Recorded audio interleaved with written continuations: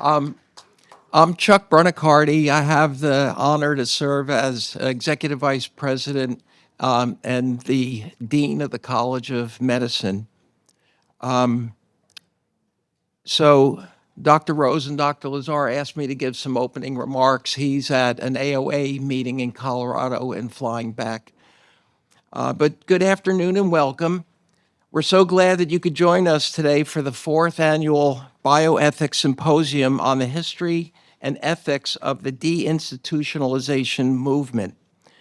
Today, we welcome leading experts from around the country who will share their insights and perspectives on this important topic.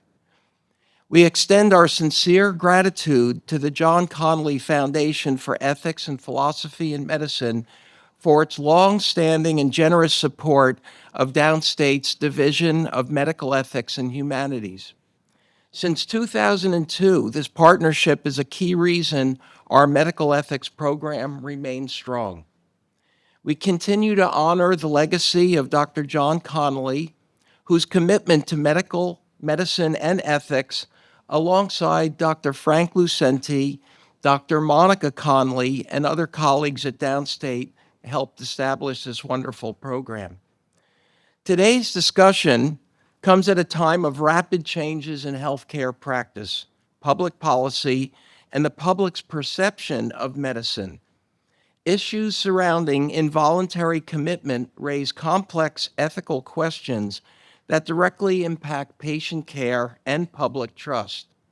As providers, we face difficult decisions that impact the lives of so many different people in fundamentally distinct ways. Today's symposium will address these significant issues. Today's effort is the result of collaborative efforts between the College of Medicine, the College of Nursing, and the University Hospital at Downstate. I would personally like to express my gratitude for the exceptional relationships within the individual colleges of SUNY Downstate Health Sciences University, which is a testament to our institutional leadership, President Riley, including the deans of the different schools and the executive vice deans, including Dr. Roberts and Dr. Jason Lazar, who's flying back from Colorado. I would also like to thank Dr. Michael Rose and the organizers of today's symposium for their leadership in developing this outstanding program. So to start our discussion, we're pleased to have Dr. Michael Rose, the new director of the John Connolly Division of Bioethics, who will open today's program. Thank you, and I look forward to an enlightening day ahead. Thank you very much. Thank you, Dr. Brunicardi, for the kind introduction.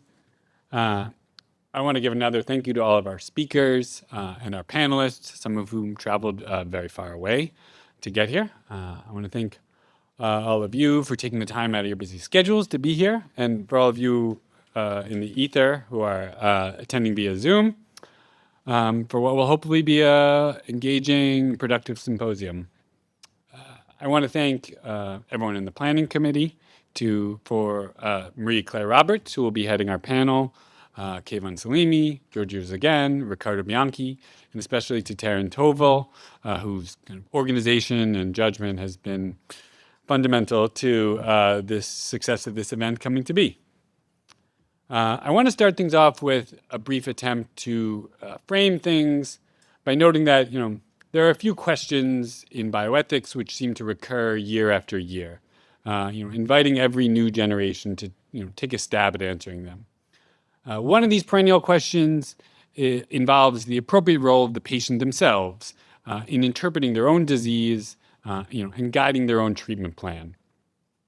When clinicians and bioethicists consider this question, they sometimes imagine a seesaw, of competing forces, where on one side of the fulcrum we give weight to the provider by virtue of their expertise and their purportedly objective stance.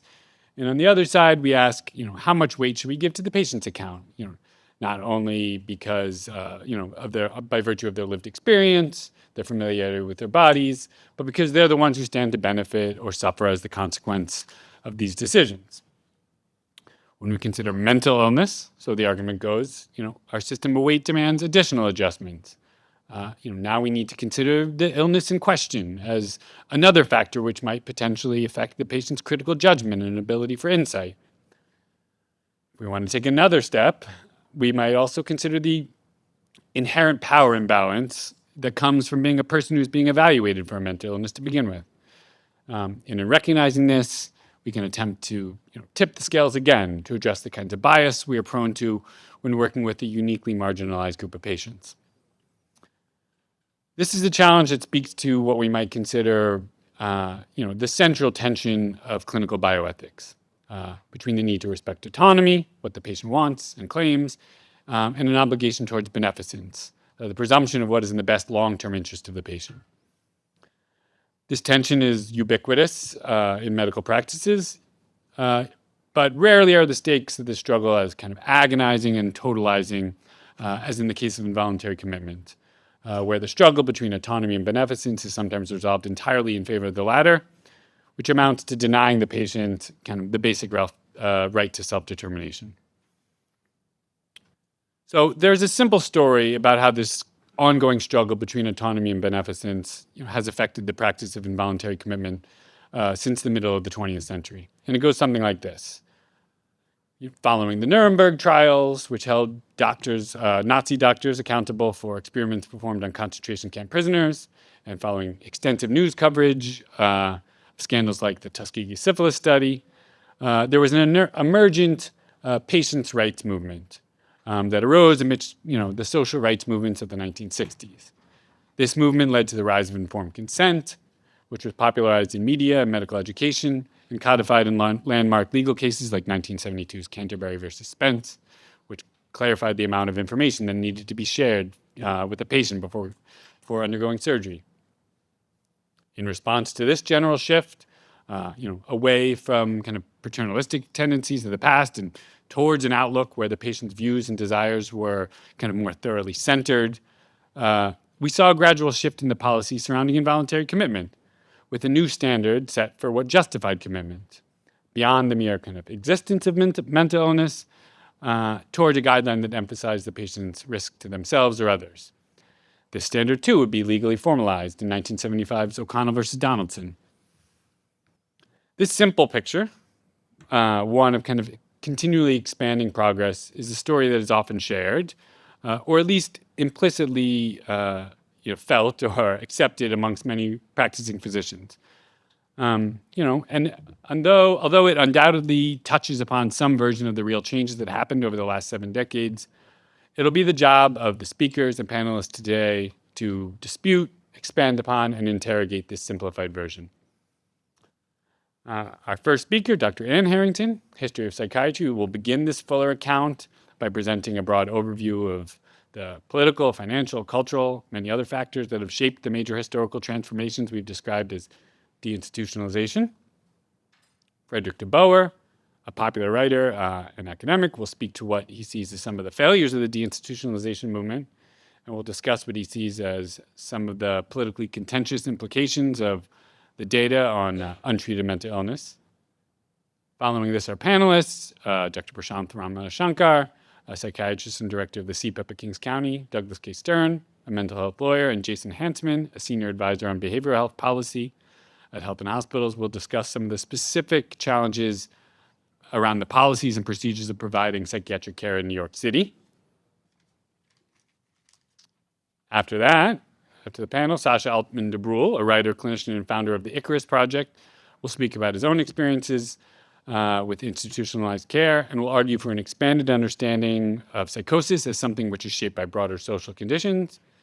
And finally, Steve Coe, a lifelong advocate for the rights of people with mental illness, will end our symposium with an overview of the housing challenges that have affected ex-patients in the 70s, 80s, and 90s, highlighting the evolution of the peer as provider model and sketching an alternative future which rejects the inevitability of widespread institutionalization.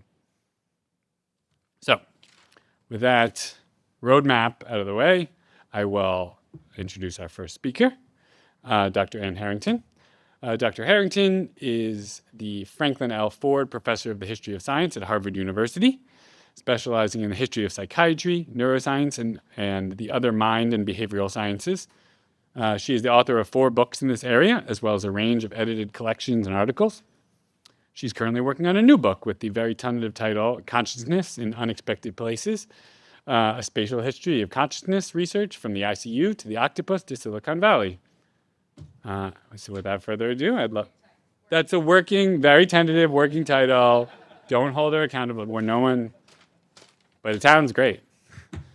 Welcome, Dr. Ann Harrington.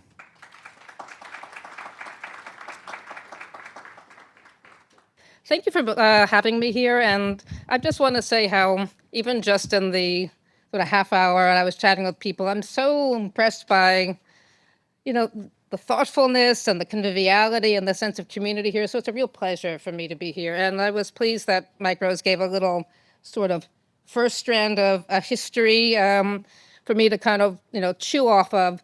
The big kind of, if you remember nothing else that I would say about this, is these are very entangled, complicated issues. And so even though I'm not going to talk about the kinds of issues that, the patient rights strand, it's entangled. But let me tell you what I do think, some things that I do think are important as we kind of launch the day and begin to think about this thing called deinstitutionalization and why it happened. And the first thing I want to say is you don't have to be an historian to have a point of view about this. So what just looking up at this slide, what you see here is that, or remind you that newspapers regularly run pieces that purport to tell us all why we're in what usually people decide is the mess that we're in. So there's also an assumption, is that not, there's an assumption that this was a big mistake, and then there's a lot of finger pointing. It was the liberals. The liberals emptied the psych ward. No, actually, it was Ronald Reagan who is to blame. And the real answer is that both of these are not right, but both framings also touch on something real. And the reason that you can have these diametrically opposed kinds of perspectives is that deinstitutionalization wasn't in fact driven by a single political party or a single set of ideas or a single project or a single set of ethical commitments. It was driven by an unstable and generally unwitting coalition of sometimes mutually hostile groups, motivated often by very different goals. This is why I call my talk for you all today a story about strange bedfellows. And I want to say that it's important to understand this because more than any kind of unicausal, polemical story, it forces us into a state of humility. It forces us to consider that none of us, wherever our politics may land, are quite off the hook in this narrative. So what I'm going to do today is, over about 45 minutes, in what I hope could be a little bit of an interactive conversation, if that's okay, tell you 5 stories, because historians teach through storytelling. Tell you 5 stories that I hope will collectively help us see a little better maybe than before how we landed in our own moment. And the first story, the asylum is a shame and disgrace. All of these quotes come from documents from the time, but let's start here. Let's start not with the ethical issues around involuntary confinement or not, but with the ethical issues around what kind of a place the mental hospital was. And we're talking now about the 1940s.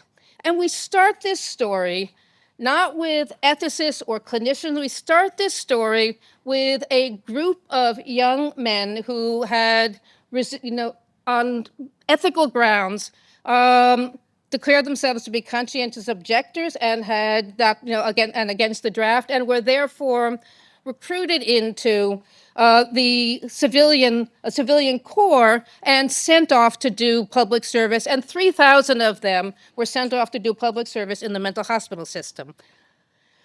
And they saw, now just think about, this is the early 1940s, where most of the trained staff were now off fighting in the war.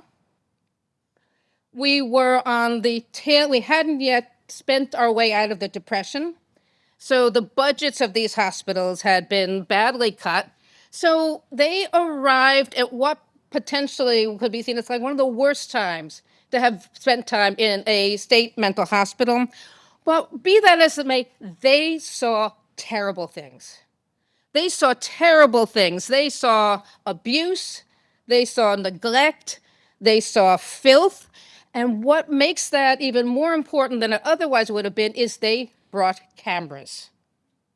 They stuck cameras into the hospitals and they took secret photographs. And after the war was open, they made contact with journalists who ended up publishing a series of exposés in newspapers and magazines. And probably the most famous of all, and probably some of you have even heard of this, I bet Mike Rose knows about this one. Life magazine published in 1946 an article called Bedlam, 1946. What was Bedlam? You all know it. It was a mental hospital in London, but it was actually, the proper name for it was the Bethlehem Royal Hospital. Bedlam was the pejorative term used to describe or to capture the sense that it was a medieval kind of torture chamber, snake pit, madhouse. And so this was Bedlam today. And these pictures in 1946 were designed not only, or even primarily, to invoke Bedlam, really, from the medieval period. What might these pictures have reminded people in the 1940s of? Exactly. Concentration camps. These patients huddled, naked against walls, strapped to benches, confined in spare rooms, reeking of filth. All of this evoked very intentionally the recent revelations around the concentration camps. And think about where this was published. Life magazine. We don't know about Life magazine unless you're of a certain age, maybe you do. But Life magazine, everyone read Life magazine. Life magazine was the sort of thing that you would read in your dentist's waiting room.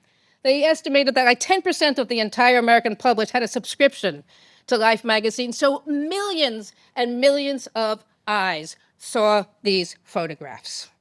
And that explains why Albert Mazel, who was the journalist who put this together, would end up ultimately testifying before a congressional committee about the state of the mental hospital system, particularly in the VA system. So that comes out in 1946.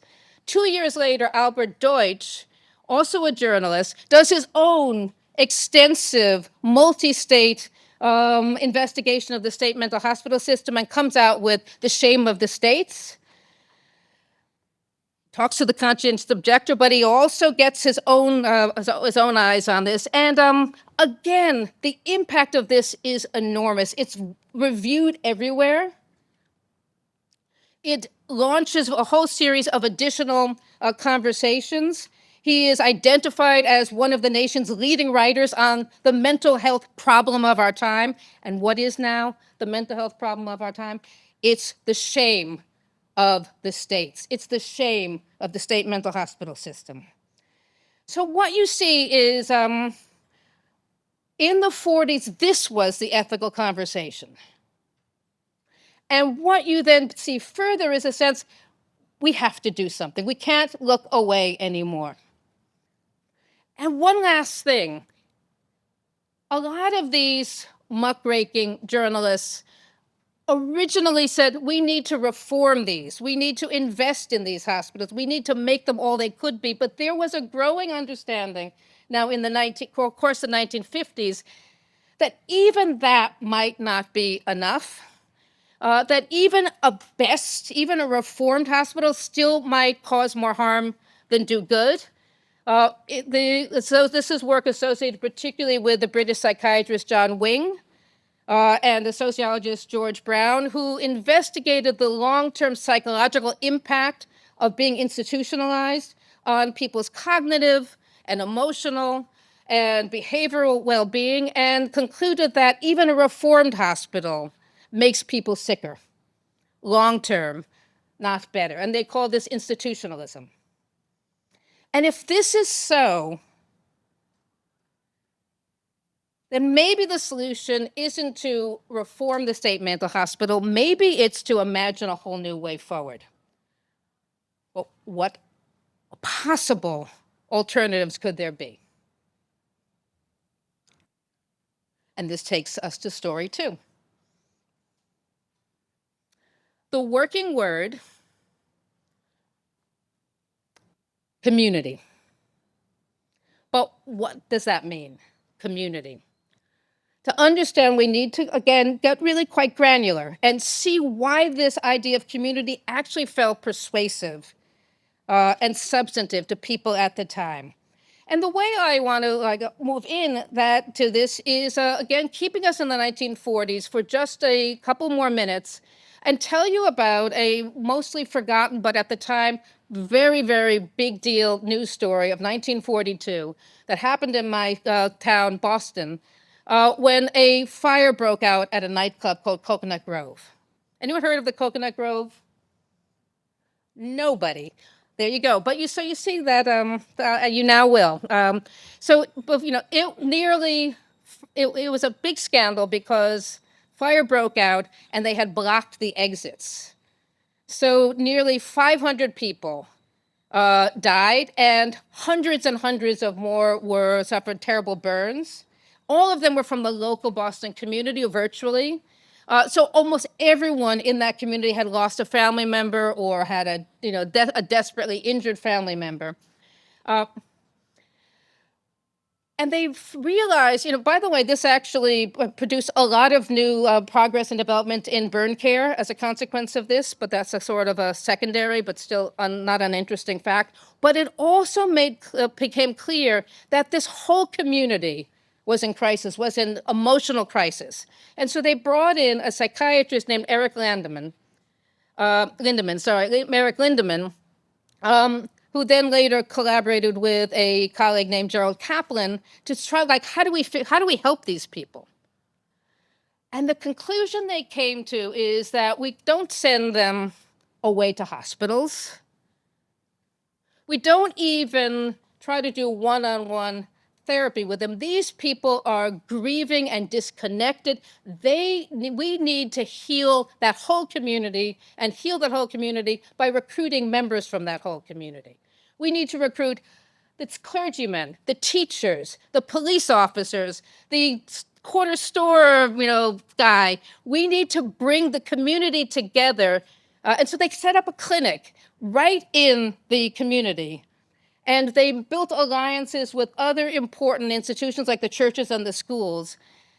And they called this community mental health.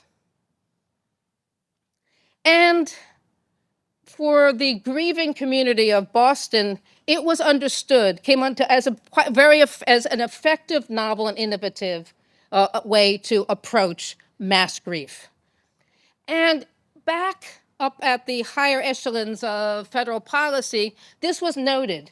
And it was noted that actually what Lindemann and Kaplan had done is very similar to what people were now doing, what people were doing, had started to do in the Second World War. During the First World War, when soldiers broke down, they'd sent them off to far distant hospitals.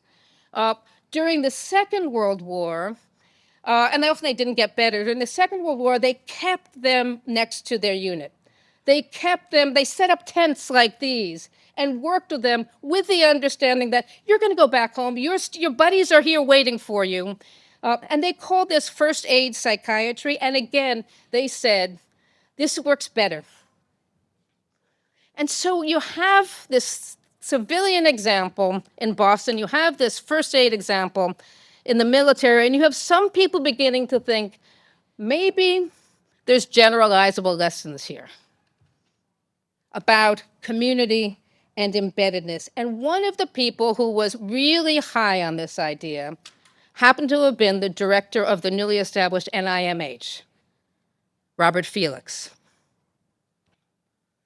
Robert Felix was, this was the book, the Principles of Preventive Psychiatry that the Lindemann and Kaplan group came out with. He writes a introduction to it. He calls it a Bible. And he is saying, we've got this crisis with the state mental hospital system. We've got this alternative. And he goes for broke, and he says, maybe this could be scaled. Maybe there could be an entire national mental health policy rooted in a community-centered approach. And that might also help the crisis of our broken state mental hospital system. Now, you might be thinking, whoa, wait a second. A grieving community or a shell-shocked soldier, very different from a schizophrenic patient. Why in the world would he think that this could be scaled and extended to include a population that for 150 years no one had imagined alternative to institutionalization for? You've been institutionalizing folks like that since the 1830s. Why? What's different now?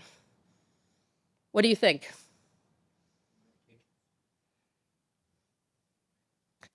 Well done. Yes, we had drugs now.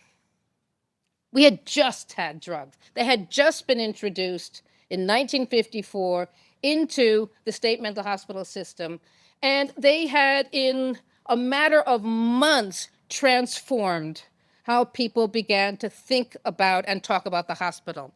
The hospital had become, as people said at the time, a tranquilized place. People began to have conversations about the possibility that newly stabilized, severely mentally ill, but newly stabilized patients might be let go. Maybe they could go home, so long as they stayed on their medication. And to be fair, the pharmaceutical companies that always had a good ear to where the conversation was in their advertising promoted this idea. Here you see, patient hospitalized for many years, improved after taking Thorazine, and now at home. So could it be done? Nobody really knew what would happen if large numbers of medicated, severely mentally ill people were released out of the hospital into the so-called community. No one really knew. But, and ironically, the people who were now promoting this were actually not otherwise so keen on the biological approaches in Brunicardi. These were Freudians. They believed in community and the healing power of community. They didn't believe that these drugs were curative, but they did believe that they were stabilizing. And it allowed them, gave them rhetorical leverage that allowed them to make the case that this could be scaled. And Felix, director of the NIMH, gets the ear of the White House, that's being occupied at that point by Eisenhower. They set up a committee. He said, we need to look at the whole mess. We've got other options. We've got the problem of the hospital. We need to look at the whole mess. So Eisenhower sets up a committee in 1955. They take a while. I'm not quite sure why it took them 6 years to come up with their report, but they publish in 1961, Action for Mental Health. And basically, it's 10 volumes, but basically it boils down to 2 recommendations. We should shift most mental health treatment from an institutional to a community-based model. We should depend on the drugs to stabilize the sickest of the patients, but we shouldn't eliminate the state mental hospital system. Instead, we should radically reform it so it partners with the primary community mental health system as a secondary partner when needed. It's 1961. So actually, Eisenhower's no longer president now. Kennedy's president. Just recently become president. What do you know? So he's really interested in this. But he also wants to broaden its mandate. And he wants to not just reform the care of the mentally ill, he wants to reform the care of what was at that time called the mentally retarded, people with intellectual disabilities, developmental disabilities. And the reason is that he had a personal stake in that. His sister had a developmental disability. She had been born to have suffered anoxia on birth, probably, and so he cared a lot about this. He said, let's do both. And his advisors say, doing both will be too expensive. And he says, okay, or I don't know if he says, but they come up with a thing, well, if we do both, something has to give. And what they decide is to propose funding just one of the two commission's recommendations, the funding of the community mental health centers, and leave the state mental hospital system unreformed and unfunded. It will be too expensive. Let the states take care of that. In other words, there's a critical piece of a two-pronged vision that's siphoned off in order to make room for this other priority. But it goes forward.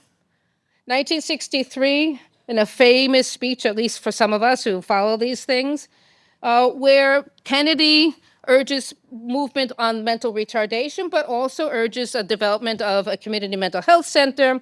He talks about how it will replace what he calls the cold mercy of custodial isolation with the open warmth of community concern and capability, a quite famous line.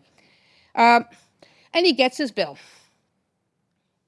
He gets his bill, and what that means basically is that the NIMH, an arm of the federal government, is going to start intervening into state-level mental health care for the first time ever. Because way back in the 1830s, a decision was made that mental health support would be a state-level thing. We're now going to start giving block grants to different states to set up these community mental health centers. So that starts to happen. Let's just leave that story. We're going to come back to it. That's now happening. Just keep that in mind, because let's now move. Meanwhile, something else is happening. The states start applying. These start getting built. But Johnson has other fish to fry. And one of the things that Johnson is interested in is actually expanding health care support for not just the mentally ill, but for other people, vulnerable people in the community. So the story of Medicare and Medicaid actually is relevant to the story we just talked about. And how? Well, let's just remember, what is Medicare is, of course, a national health insurance policy for older people over 65. And Medicaid would fund health care for people under the poverty line. What does this have to do with deinstitutionalization? Well, there's different effects. Medicare, one of the provisions of Medicare is that it would fund care in nursing homes. And in that time, a lot of the state mental hospitals had large numbers of older patients suffering from dementia or like Alzheimer's. There were a lot of people with cognitive problems, dementia in the state mental hospitals. And there's what you see in the years after the passage of Medicare, a significant process of trans-institutionalization, of transfer of these patients from the state mental hospital system into a whole nursing home unit that then kind of reinvents itself. The nursing homes had previously been more like old people's homes, but they medicalize and expand with the funds provided by Medicare. And it seemed initially kind of like a real win-win. The federal government is covering the costs. Beds are being freed up in the state mental hospital system for the kinds of patients that maybe the psychiatrists could actually help. What's broken here? Medicaid had a different kind of effect. Medicaid covered health care, would not cover support for the mentally ill in either the community mental health centers or in the state mental hospitals, but it would cover care in emergency rooms. And what the effect of the Medicare legislation was to create a system in which, that many of you probably know about, in which increasingly the place where poor people would come to be stabilized in a mental health emergency is an emergency room. And what that would then lead to would be generally a very short-term kind of process of giving some kind of a drug, giving an injection of chlorpromazine or whatever, or Haldol, followed by a quick discharge. They would then get on for a while and then decompensate again and come back. And so one of the effects of Medicaid was to help create what we call often the revolving door of mental health care in this country.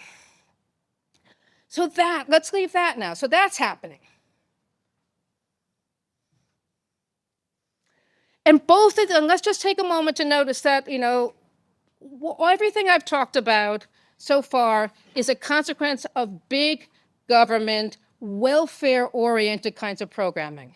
The community mental health centers, Medicare, Medicaid, these are products of the Kennedy era, of the Johnson era, of the Great Society. But deinstitutionalization, and this is why this story is hard to hold, was also greatly accelerated by other kinds of political priorities and other kinds of policies from the other side of the aisle, from the right-wing neoliberal, emerging neoliberal government, and particularly Ronald Reagan. So Reagan is part of this story. And he's part of this story twice. He's first part of this story when he became governor of California in the 1960s.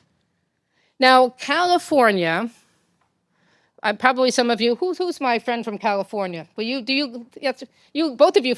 So were you active in the 60s or not quite? Not yet.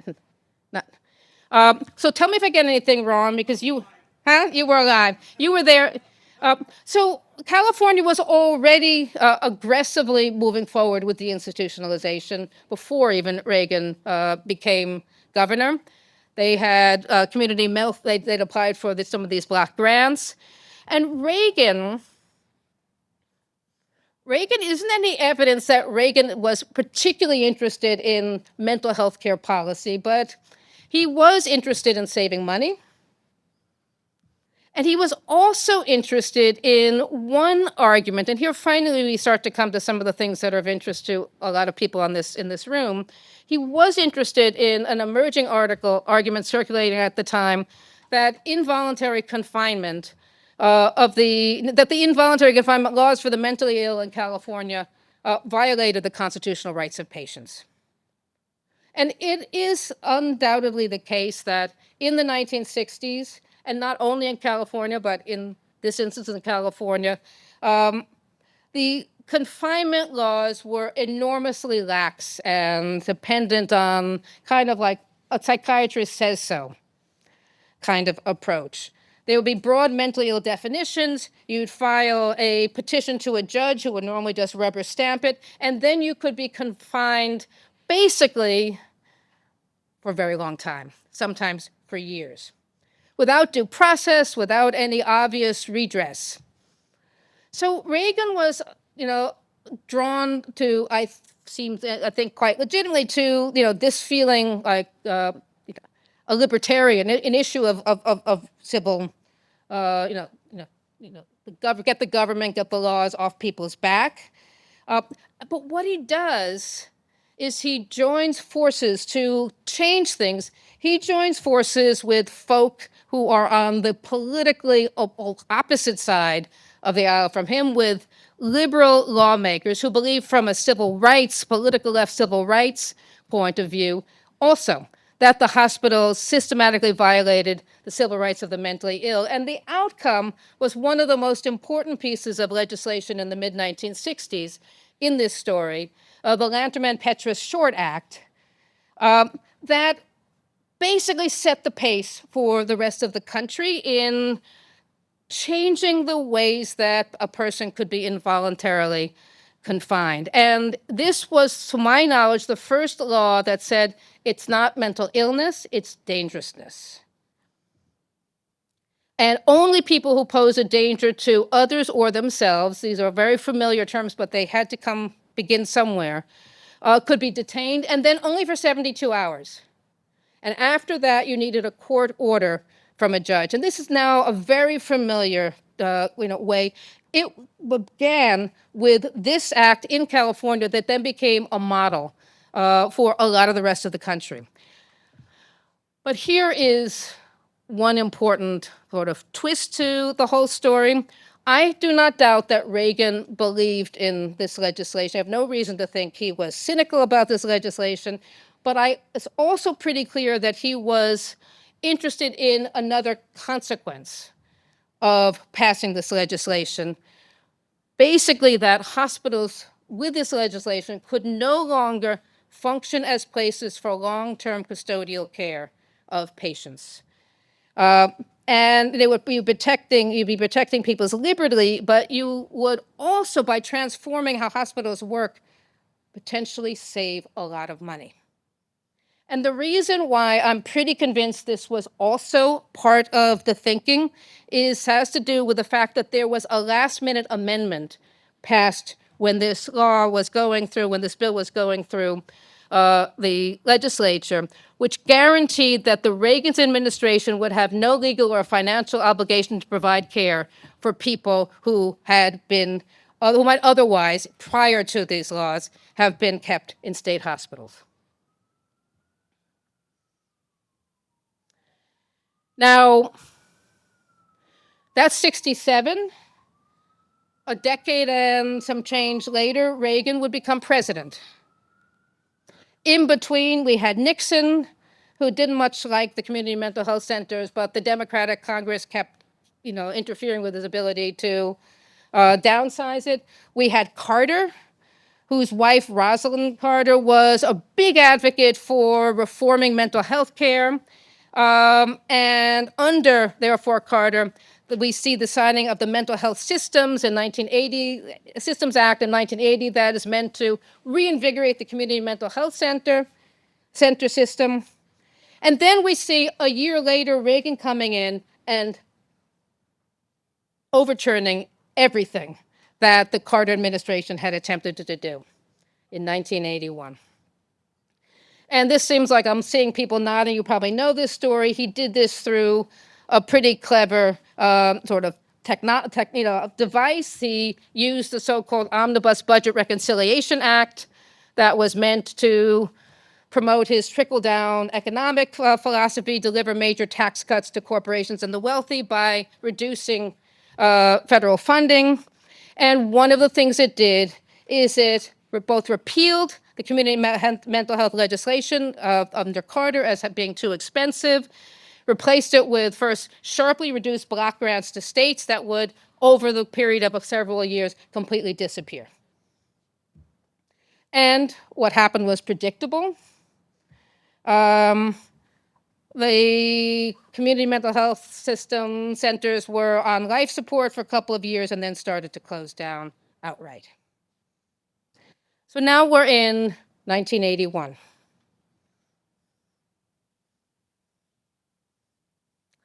And we've looked at a state level story, we've looked at some federal level stories. The last set of stories I want us to look at is judicial level. And here's where we most clearly connect to the issues that I think Mike and others in the room are interested in. We're interested, things also were happening in the courts.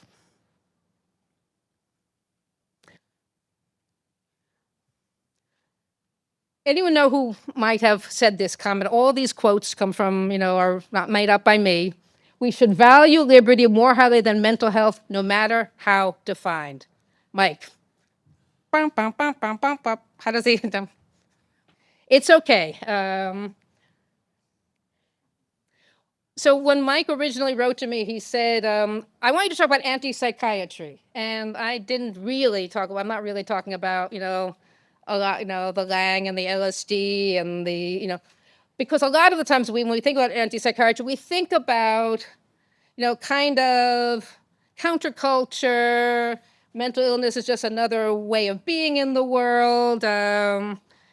It's like a trip, we think, and that is a part of a story, but actually the wing of the movement that ended up really having bite for us was animated not by leftist counterculture thinking, but by right-wing libertarian thinking, and particularly associated with the work of this guy, Thomas Szasz, who lived forever and kept, I actually once had some correspondence with him. I wanted to teach, one of his books or an article of his, and he wrote me a personal letter and demanded payment directly to him because he didn't, believe in any kind of, anyway.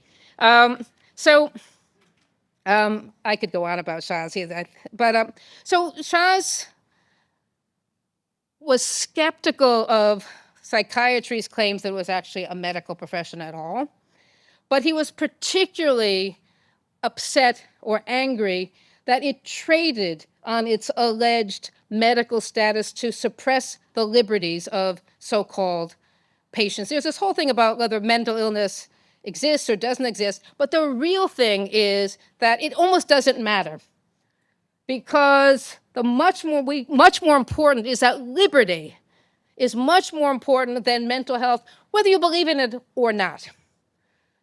And this is irregardless of whether or not the psychiatric profession thinks that by involuntarily confining some people, it actually helps them.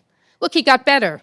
Look, we put him, he didn't want to take the Thorazine, but look how much, it doesn't matter. Not to him. Now, so he writes a million books about this. He is getting under, he's under everyone's skin in his own profession. But one person who's galvanized by Szasz in these years is a young civil rights lawyer, this guy, Bruce Ennis, who again is on the left politically, but sees virtue in Szasz's claims that psychiatry is a profession that's engaged in systematic violation of the civil rights of the mentally ill. Again, it didn't matter that they came from opposite positions. They met, or opposite politics. They met in the middle. Ennis writes his book, Prisoners of Psychiatry. Szasz writes an introduction to it. And so they build an alliance. And one of the big outcomes of this alliance is something called the Mental Health Board that Ennis goes and sets up, I actually don't want to show you this slide quite yet, sets up a kind of coalition of civil rights lawyers that systematically seek out opportunities to file court cases against various state mental hospitals that allegedly might be violating the constitutional rights of patients. And this was the first one. Who knows about this one? Wyatt v. Stickney? No one knows about it, but it doesn't matter. There's not a, but Wyatt v. Stickney is really interesting. It was Ennis's first case. And it made the argument that patients in this Alabama hospital called Bryce Hospital, because they're involuntarily confined, have a right to proper treatment, at least.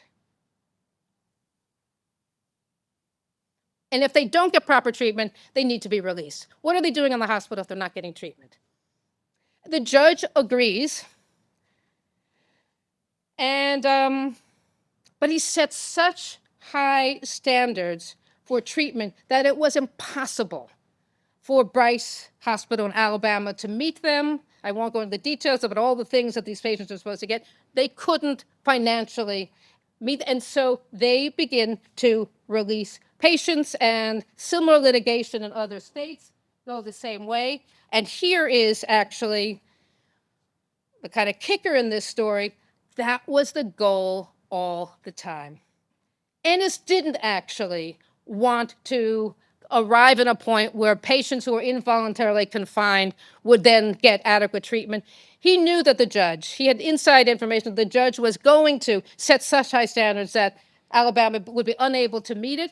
And so the point was to force closure through this other means. And you see, he says, I originally refused to take the case because it would become I was afraid it would become a legitimizing stamp on involuntary confinement. I don't really believe in the right to treatment concept. There's one other thing that came out of the Wyatt v. Stickney case. It's really worth studying. And that was, there was a series of additional sort of outcomes. And one of them was also that the judge in this case ruled that patients could no longer, it was a constitutional violation of patient rights for them to engage in unpaid labor in the hospital.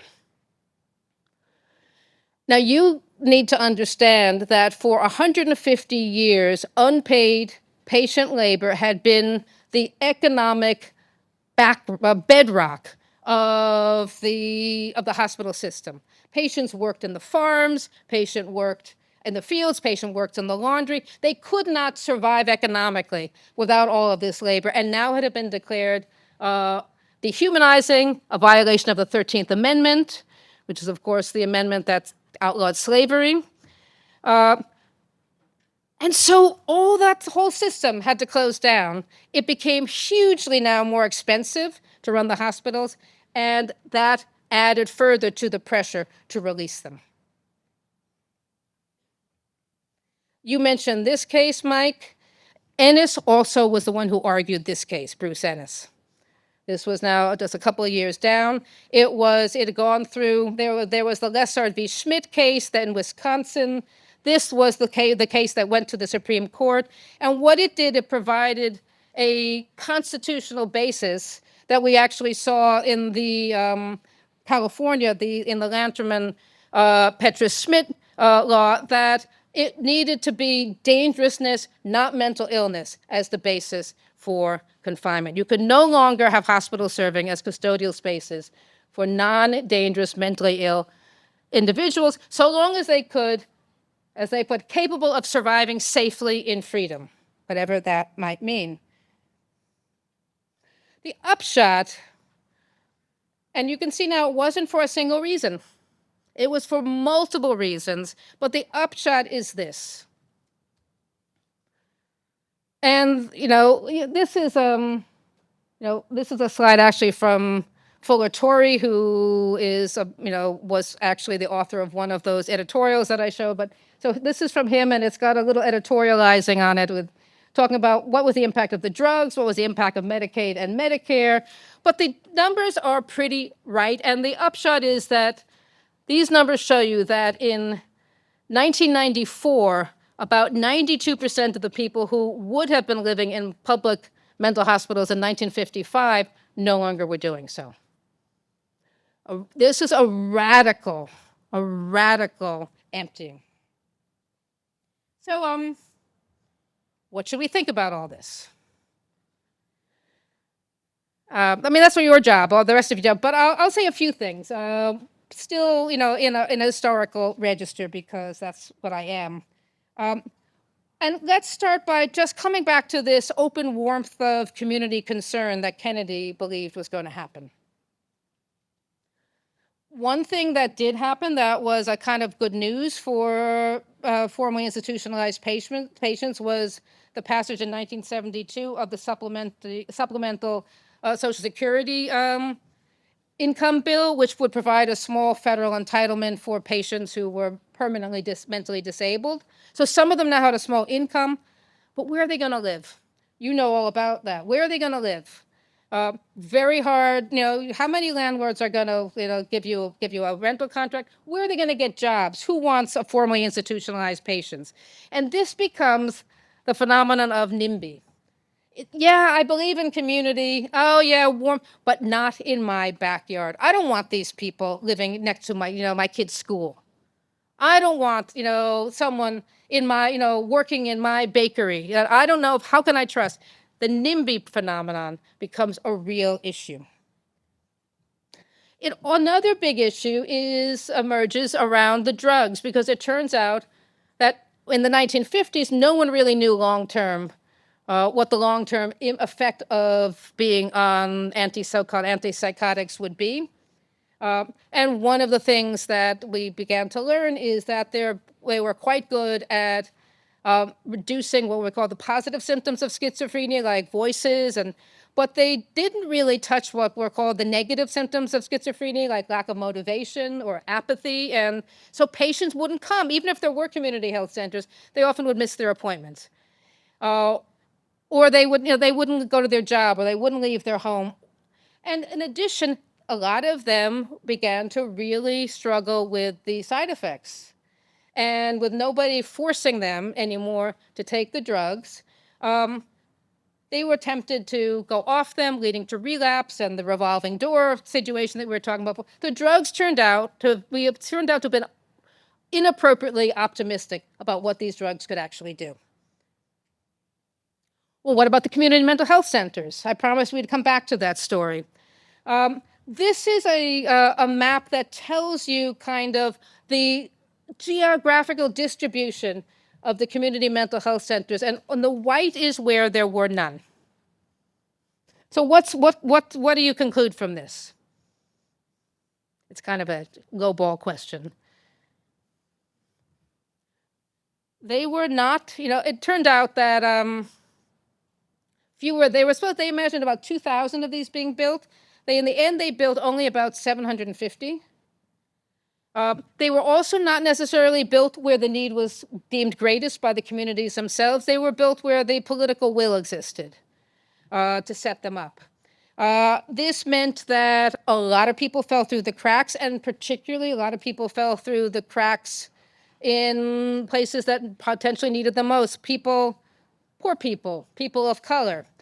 It also turned out that because even though there was some funding to help with staffing, the states were responsible for staffing. And it was a lot more expensive to hire MDs than to hire, say, a social worker. So a lot of them were staffed by social workers or by psychologists or psychotherapists. And it turned out they were pretty good at dealing with the troubled adolescent or the family in crisis. And they were really not good at managing severe chronic mental illness. But I also, before I leave the community mental health center, I sort of want to do just a little kind of, say just a tiny bit more, because there is a tendency in our conversations today to say, well, they failed, and we don't want just people in the prison, so let's bring back the hospitals. I think we have no idea whether we failed because the experiment really never happened. We never really funded them or staffed them in the ways that we might have to allow that to be, to have a fair conversation about it. And even on their own terms, I'm kind of mildly impressed by what they were able to do. So I wanted to just show you an article about a community mental health center not too far from here, the Maimonides Community Mental Health Center in Borough Park. It actually served a lot of the Orthodox Jewish community in that neighborhood, and particularly, based on the article that I read about it, Jews who had survived concentration camp atrocities and were living with long-term trauma from that. And they did kind of awesome work. For at least they did something. Imagine what they could have done if they'd been better funded. Similarly, there's some evidence that in those instances where the community mental health centers did serve non-white communities, this is an Economist article, an econometric article, that there's evidence that they saved lives, that they reduced suicide and homicide rates, particularly in non-white communities. So none of this is, all of this is just to say, let's put a pin in this and not completely ignore what these centers might have been able to do if given a full fair shot. It's just a little editorializing. But there's no question, and I'm almost done, that there were huge gaps in the community care that was available, and particularly for formerly institutionalized patients. There's no question this actually led to a lot of new or sort of forms of political organizing that still sort of shape our mental health care sector today. You all heard of NAMI? Did you know that NAMI was originally a family-led movement that called themselves Parents of Adult Schizophrenics? And that said, the reason we're organizing is that I feel that closing down the state hospitals has not placed the responsibility back on the community. It has placed it back on the parent. And we're angry enough to organize and have actually quite a significant impact longer term. But also, some of these formerly institutionalized patients themselves organized. And here, Steve, right? Steve knows much more about this than I do because he lived it. But the idea of Judy Chamberlain and Harry Harp and others was that the community has let us down. We don't want to go back to the state hospitals. We need to take care of ourselves. Finally, the thing that everybody kind of knows or thinks they know, that the prisons become one of the places that soak up some of the care of the mentally ill. And here I want to be really careful because there's a tendency in the literature today or in the conversations today to say prisons are the new asylums. And I want to emphasize how problematic I think that framing is, because jails and prisons are not therapeutic institutions, they are disciplinary institutions. And a lot of, experiencing imprisonment can cause mental illness as much as it can be a place where you receive treatment for it or even more.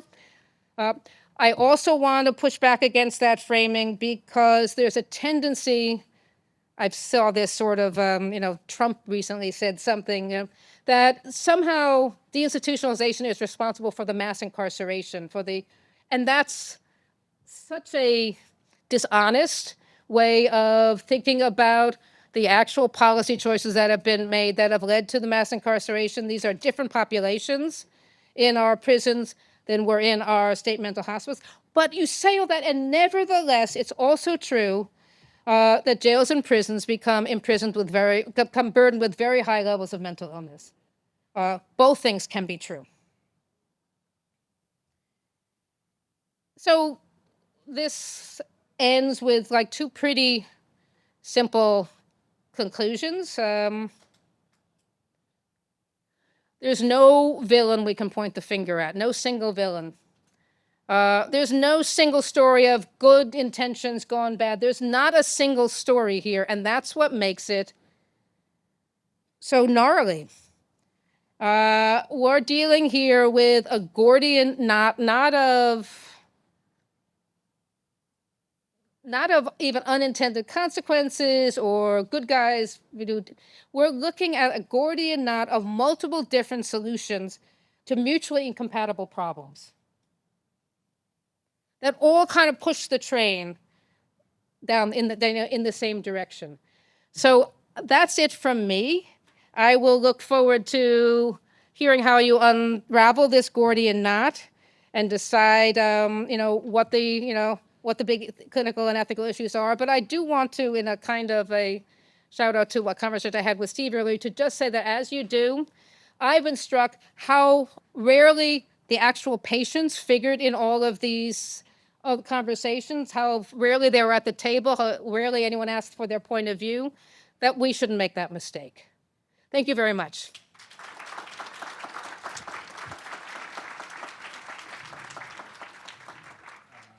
Thank you. Is there a Q&A or? There's a Q. Yes, thank you so much. I think we'll. Thank you for that. I mean, I was really hoping there was going to be a single villain, but. Did anyone? I'm going to ask. Does anyone have any? We have about. You gave it an amazing. Did I go? I didn't keep a. It just means we're going to have to keep. We're going to keep the Q&A light, short, but that's okay because you really packed it in. It was you asked me to do a lot, so I tried. It was amazing. What questions are, yes? Hi, good afternoon.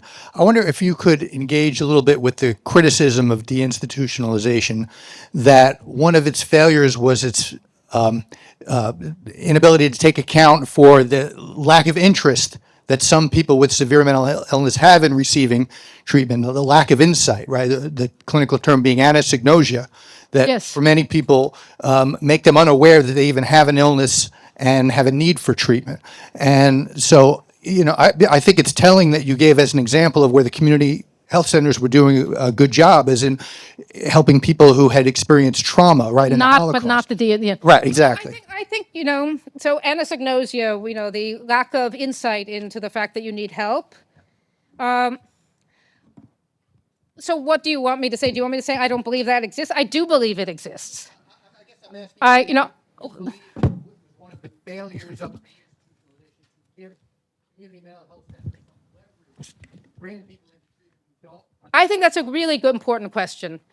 So I have to always think like, well, how come no one asked that question at the time? And part of the answer for me is that I think has some, that I would argue is that understandings of schizophrenia when the community mental health centers were set up were not our understandings.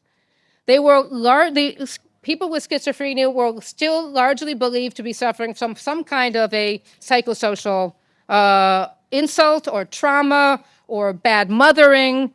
So one of the reasons why NAMI also comes into view is that they had all been blamed the mothers had been blamed for making their kids schizophrenic, and they then gravitated to biological understandings of schizophrenia partially as a way to absolve themselves. It wasn't our fault, plus our kids have been let down. So had they, so it's a counterfactual question. What if they had started with a biological understanding of schizophrenia that included the fact that there is some kind of a brain miswiring that means these people will have no insight into the fact that they're in need of help? I don't know. I think it's yet another part of the Gordian. I take it really seriously, and that's actually Involuntary, who I really, I have time for. I think he's got one piece of, the story. But that's his big point. So yes, it needs to be on the table, and it is a criticism deserving of airtime. Hi. So I would like to hear your take on where psychiatry as a field and as an advocacy group figured in this like complex legal, political kind of like on psychiatry as a field. yeah, like how did they contribute to all these changes and kind of what role would you like? Oh my goodness. So after the Second World War, psychiatry, a certain branch of psychiatry was riding high in the US because they had successfully persuaded the federal government that they'd helped win the war. And not only that, but that there was a need now for national policies to deal with the severe civilian issues that we are facing. There was the bomb, there was, so the only way I can answer that question is by looking at, if the answer changes on the moment. After World War II, it was like the peak of the hubris. And then I think, and that contributed. But you know what? The downfall of that hubris, the puncturing of that hubris also contributed to deinstitutionalization by leading to critics like Thomas Schaas or the anti-psychiatry sort of countercultural left groups saying that these psychiatrists are basically masquerading as medical doctors, but really actually monitoring deviant social behaviors. So their downfall also, both their ascendancy and their downfall in different ways contributed. And then we see the pivot to the biologists. They come in because the Freudian folks, broadly understood, had made a terrible mess of everything. They come in and they say, we're going to fix this, give us a lot of money, let's do the research.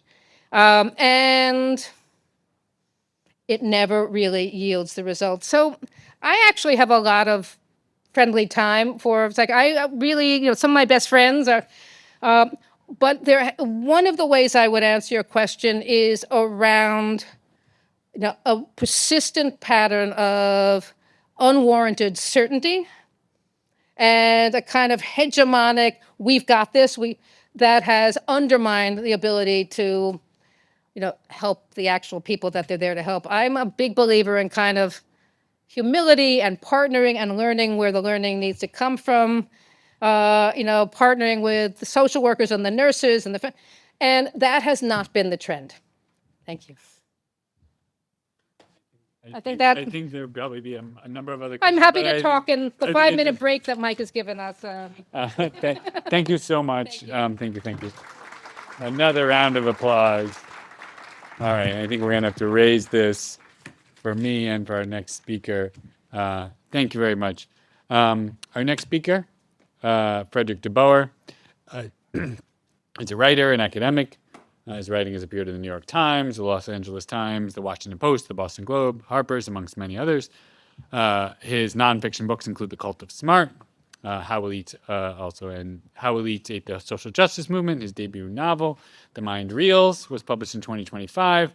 And his upcoming book, very appropriate for our talk today, is titled All in Your Head, Illness as Identity, Trauma as Fashion, and the Desire to be Disordered, which will be published by Simon & Schuster this August, or October. You can pre-order now, though.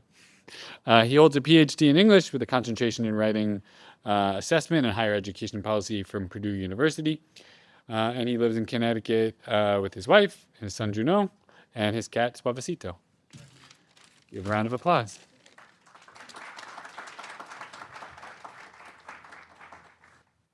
Thanks to Dr. Rose, to Dr. Harrington, and everybody else involved here.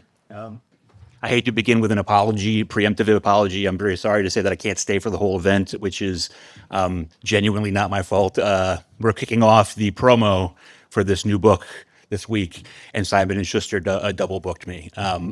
So that's, if you're counting, that's one apology and one excuse in the first 90 seconds. But so yeah, I'm a guy who writes a lot about mental health culture, mental health policy. My book that's coming out this fall is sort of my grand statement and all that stuff. I have written for a bunch of different places on these topics. The case for forcing the mentally ill into treatment is probably the most relevant article of mine that if you want to sort of apply it to this talk today, and that was in New York Magazine in 2024. Part of the reason I get invited to do those things is because I have bipolar disorder, and I have been hospitalized for it 6 times, starting in 2002 and the last time 2016. I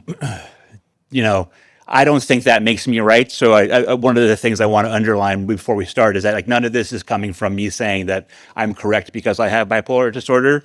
I have bipolar disorder and I'm correct for other reasons. So, and if those publications want to throw me money to write based on, feeling bad about that, then they can go for it. So I'm here to talk about something that's deeply uncomfortable, which is I'm talking about involuntary commitment, which again is something that I've experienced particularly through the lens of the propensity for violence among severely mentally ill people. And 20 years ago, I would never have to make this presentation because the idea that severely mentally ill people do not have a higher propensity for violence would not need to be argued. Now it does, and in fact, I argue about it with people almost every single day, okay? I'm gonna make the case to you that the evidence for this is overwhelming, and I'm gonna talk about why it matters.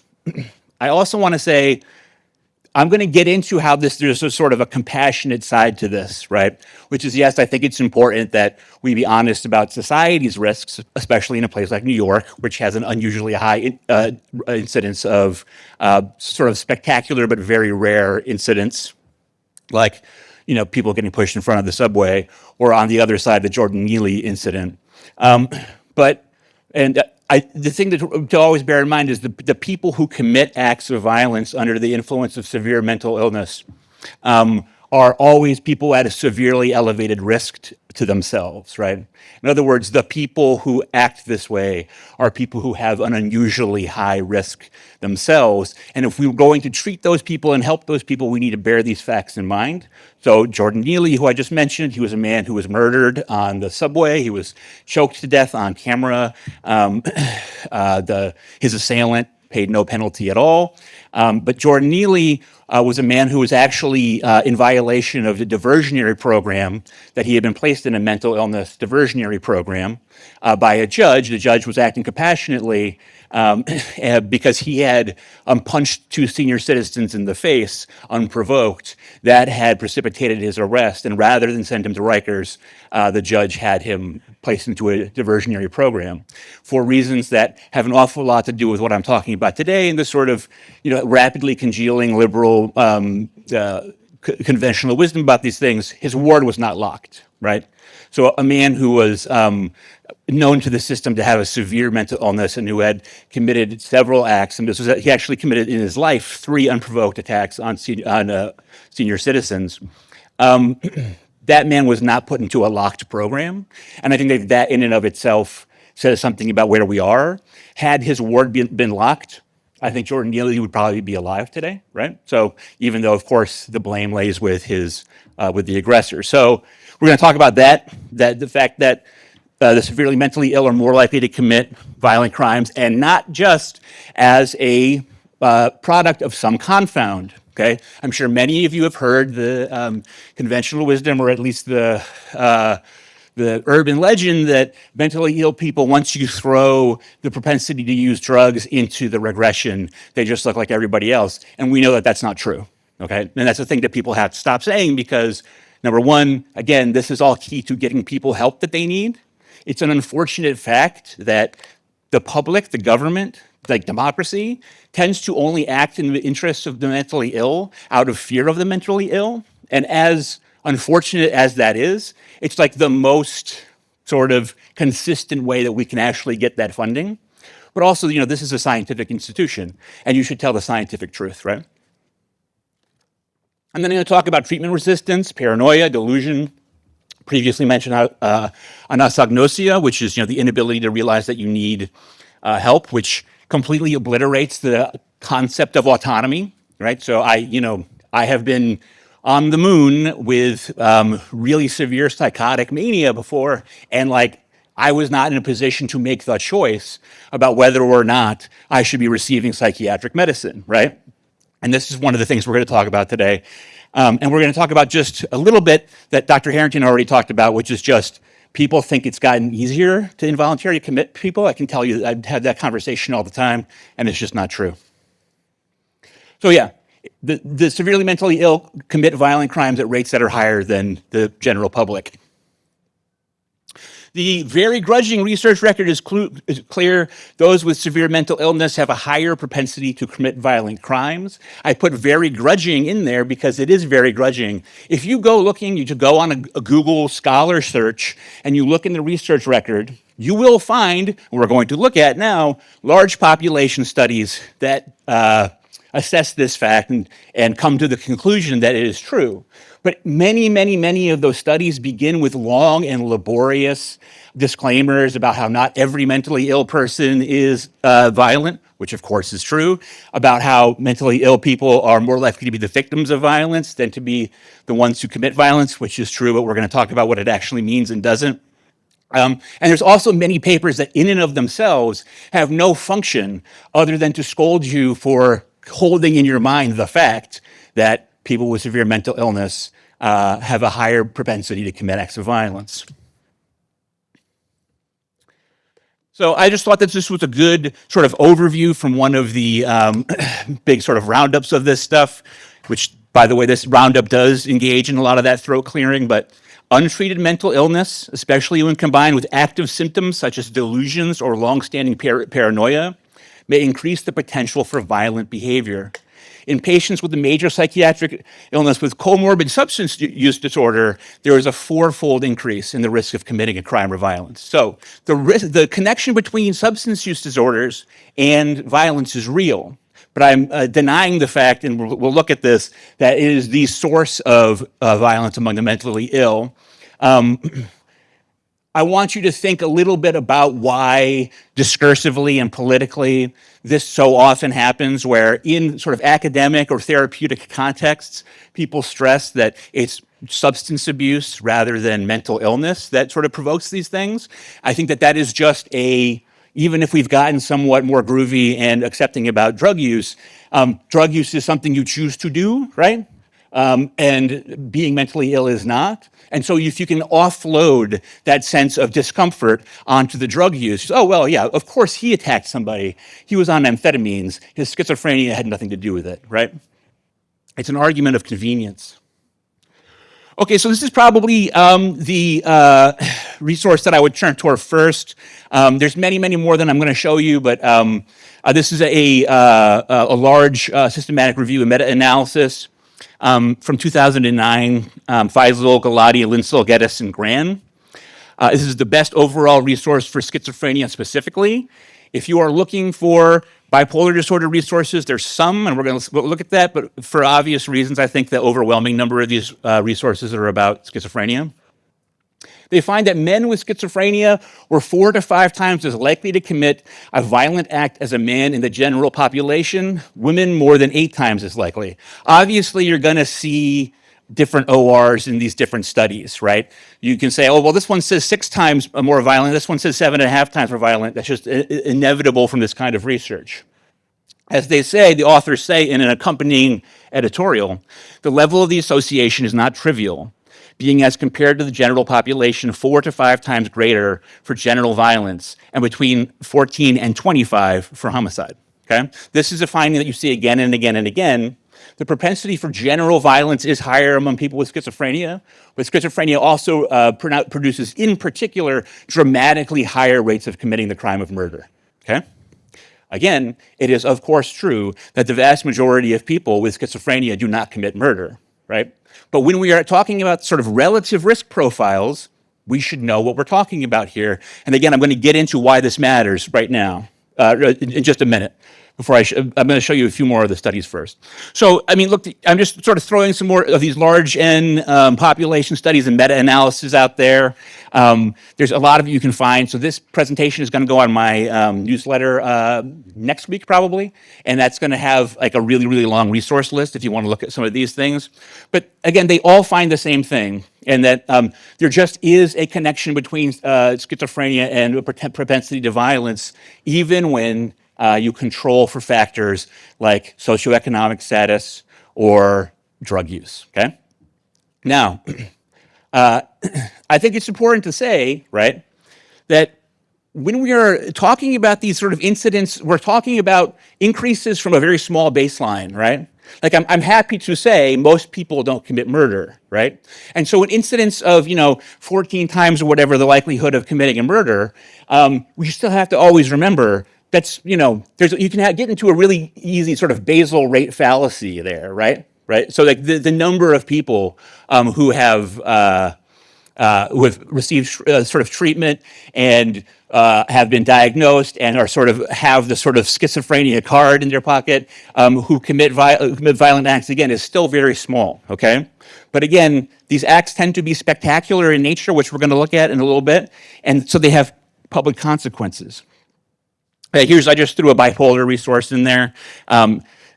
For various reasons, I think people consider it more difficult to study bipolar disorder than to study schizophrenia, at least depending on the research question. I think that just a higher portion of people with schizophrenia tend to be in institutional contexts in which it's easier to study them. But yes, there is a higher propensity. This study found that someone with bipolar disorder is 2.3 times more likely to commit violent crimes than the overall population. Okay, and then of course, confounds and precursors matter even as we establish an underlying difference, right? So the psychiatric factors that are most often associated with violence are substance abuse again, right? Paranoia, which is a really big one, right? And of course, paranoia is perhaps the classic symptom of schizophrenia, along with delusion, et cetera, et cetera. Treatment resistance. Someone who has been brought into the system and has been given treatment, or there's been an attempt to give them treatment and they have resisted that treatment, those people have dramatically higher rates of offense. And demographically, young male and impoverished, right? So young and male is a truism that we commit. God, I say we, I'm not young anymore. That they commit crimes at much higher rates. And of course, there's a big literature about the relationship between poverty and crime and what it means and what it doesn't. Okay. The finding that psychotic disorders in particular are associated with increased rates of crime is congruent with history, personal experience, and common sense. There are reports from antiquity across many different cultures, Greek, Chinese, Babylonian, of people who had what we would now describe as schizophrenia, who committed these crimes, right? Who were seen as having a higher propensity to violence. Personal experience. Look, I have been around a lot of people with various forms of severe mental illness, and I I personally, it doesn't surprise me if the numbers are a little higher. Again, if I meet a person with schizophrenia, I don't assume that that person is going to commit a violent crime. The odds of that are still very low, right? But when you congregate people into places which exist specifically to exclude and house people with severe mental illness, you're getting a certain kind of person and you're getting a certain kind of experience, right? And also common sense, right? And I just think that this is the thing where, in preparation for doing this book, there are a lot of things that I say in the book which are going to, could be considered controversial. This should not be one of them, but I find that it is, okay? So, for a headline number, okay, people with schizophrenia make up 0.5% of the population. They commit 6% of the murders, okay? That is a dramatically higher incidence rate than we would expect from the normal population, okay? It is not a stain on everyone with schizophrenia any more than saying, yes, there's an association between poverty and crime, and saying that that falls on everyone who's impoverished. The vast majority of people who are impoverished don't commit crime, right? But it doesn't change the fact that we have a statistical profile that we understand, and we have to be willing to be sort of cognizant of this sort of thing. And again, to go back to the Jordan Neely example, that was a situation where the consequence was not that Neely killed someone else, but that he was killed, right? But he was someone who was treatment resistant, had comorbid substance abuse disorder. He had used synthetic marijuana, which is a terrible drug, in massive quantities, including he had smoked some the day that he was killed. And he fit that profile. But again, he was also someone who was profoundly vulnerable. So saying that these people commit crimes at a higher rate is not saying that they are predators or predatory, right? For example, some people see a serial killer and say, oh, he must be schizophrenic. That's not how a schizophrenic person operates at all, right? I mean, there's just the amount of planning and long-term thinking, whatever. But it is important to say, again, if we're going to be real with the public in order to build the things we need to build, we should be honest about these things. So here's what I'm talking about in terms of how this goes down. Here's a resource from a nonprofit. Summary: most individuals with severe mental illness are not dangerous. True. Most acts of violence are committed by individuals who are not mentally true. Obviously, hugely true, right? Because there's just so many more people who aren't. Individuals with severe mental illness are victimized by violent acts more often than they commit violent acts. True. We're going to look at that in a second.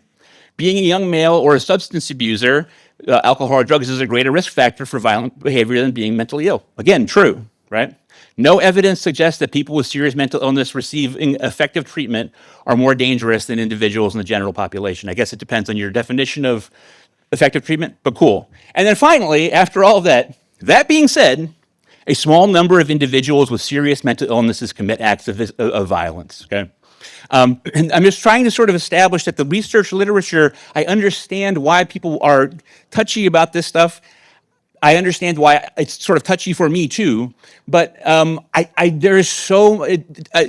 seriously encourage you to go into the research literature and find how much of this throat clearing that there is. Okay, so this is a little bit in the weeds, but some of you may be familiar with Elbogen and Johnson, which was this big population level study that in 2009, which is the source I often find of the claim that people with serious mental illness don't commit violent crimes, more often than people without it. They said that when they put it into their analysis, it all came out as being a substance abuse effect. But I'm afraid some other researchers later took that same data set and reanalyzed it and found, in fact, a significant and fairly large, in the context with these things, association even without it. So if you've heard that claim that drugs are always to blame when someone with mental illness commits an act of violence, that's probably where it came from. Okay. This is what you get all the time. And this is again, as someone who is yelling online about this stuff every single day, people with mental illness are more likely to be the victims of violent crimes than to commit them. This is true. It is also meaningless. It's a statistical illusion. Why is it meaningless? Almost any identifiable group is more likely to be the victim of a violent crime than to commit one. Remember, violent crimes are committed by a tiny, tiny little portion of society, and very often they are repeat offenders, right? There's a very small number of people who are sort of consistently committing these attacks or these crimes, which means that, right, if you just think about that for a minute statistically, you are inevitably going to get this conclusion. So it's true of every racial group. White people are more likely to be the victims of a violent crime than commit them, but so are Black, so are Hispanic, so are Asian, Pacific Islander, whatever you want. Again, it's a function of the statistical mirage, right? It's true of different age groups. It's even true of men, right? If we know anything about the sociology of crime at all, we know that men commit an absolutely overwhelming number of all crimes, especially violent crimes. And yet men are more likely to be the victims of violent crime than they are to commit a violent crime. And so if a woman is in a parking structure late at night and a strange man gets on the elevator with her, she feels more scared than if a strange woman does, and for very good reason, right? It's a statistical illusion. You guys, there are ways for you to yell at me. I appreciate it if you do. I'm always happy to argue about this stuff. This is useless. You've got to stop saying this. It doesn't mean anything, okay? You can't find a group where it is not true. What people care about is the relative risk. Relative risk. So if you're going to get on that elevator with a person that you know to have schizophrenia or a person that you know does not, if you say that you're going to choose a person with schizophrenia because there's no difference, number one, I don't believe you. And number two, statistically, that is untrue, okay? And we have to be able to tell these facts. And again, you guys, many of you are in these sort of clinical contexts, and you're coming from sort of academia, so I understand why this might seem like a weird fixation of mine. In the sort of court of public opinion, and specifically in very many online forums, getting this discussion happening is very difficult because people are very, very sensitive. Getting that piece published in New York Magazine where I said, confidently, people with severe mental illness commit more crimes, you would not believe how hard that was to get that past some people on the editorial team. People in that building really did not want to publish it. They have a newsletter that goes out at the end of every day that just rounds up the pieces from that day. They didn't put it in the newsletter because people there were so mad, okay? This is like a real thing. Yet, are the severely mentally ill more likely to commit violent crimes? The answer is unequivocally less. Look, like I was in a facility called Riverbend in Indiana, and a friend of mine from grad school, she came to bring me banana bread, and they wouldn't let her take the aluminum foil into the facility that the banana bread was wrapped up in, right? Like, it's very strange to be someone where, like, they have taken your belt and your shoelaces when you show up to these places, right? And just have people say, oh, no, man, there's no association there. It's insulting. It's insulting to me, right? To everybody with a severe mental illness. We don't help people by telling lies about them. And I think that it is a symptom of, like, this sort of unfortunate modern tendency to think that to respect people, you have to sand off all their edges and just sort of act like they're, a child. I'm not a child, right? It may surprise you to learn, if I'm really gone, if I'm up there, I can be a very frightening person, okay? So spectacular cases are rare. And again, I absolutely agree. We have to fight the impulse to say, hey, this person got pushed in front of the subway, therefore, oh my God, the subway is so dangerous. It's not true, right? The subway is, in fact, quite safe. The subway is quite safe even if you have people with mental illness on the subway with you. But again, it's a question of speaking to the public in a way that is true and that they understand. And these spectacular cases have a way of dictating policy, okay? This is Michael Lauder. He was a brilliant young man who was a Bain Capital. He's a nice Jewish boy from Westchester County, and he was everybody identified him as brilliant. He went to Bain Capital, and he started to make a lot of money, and then he started to lose his mind.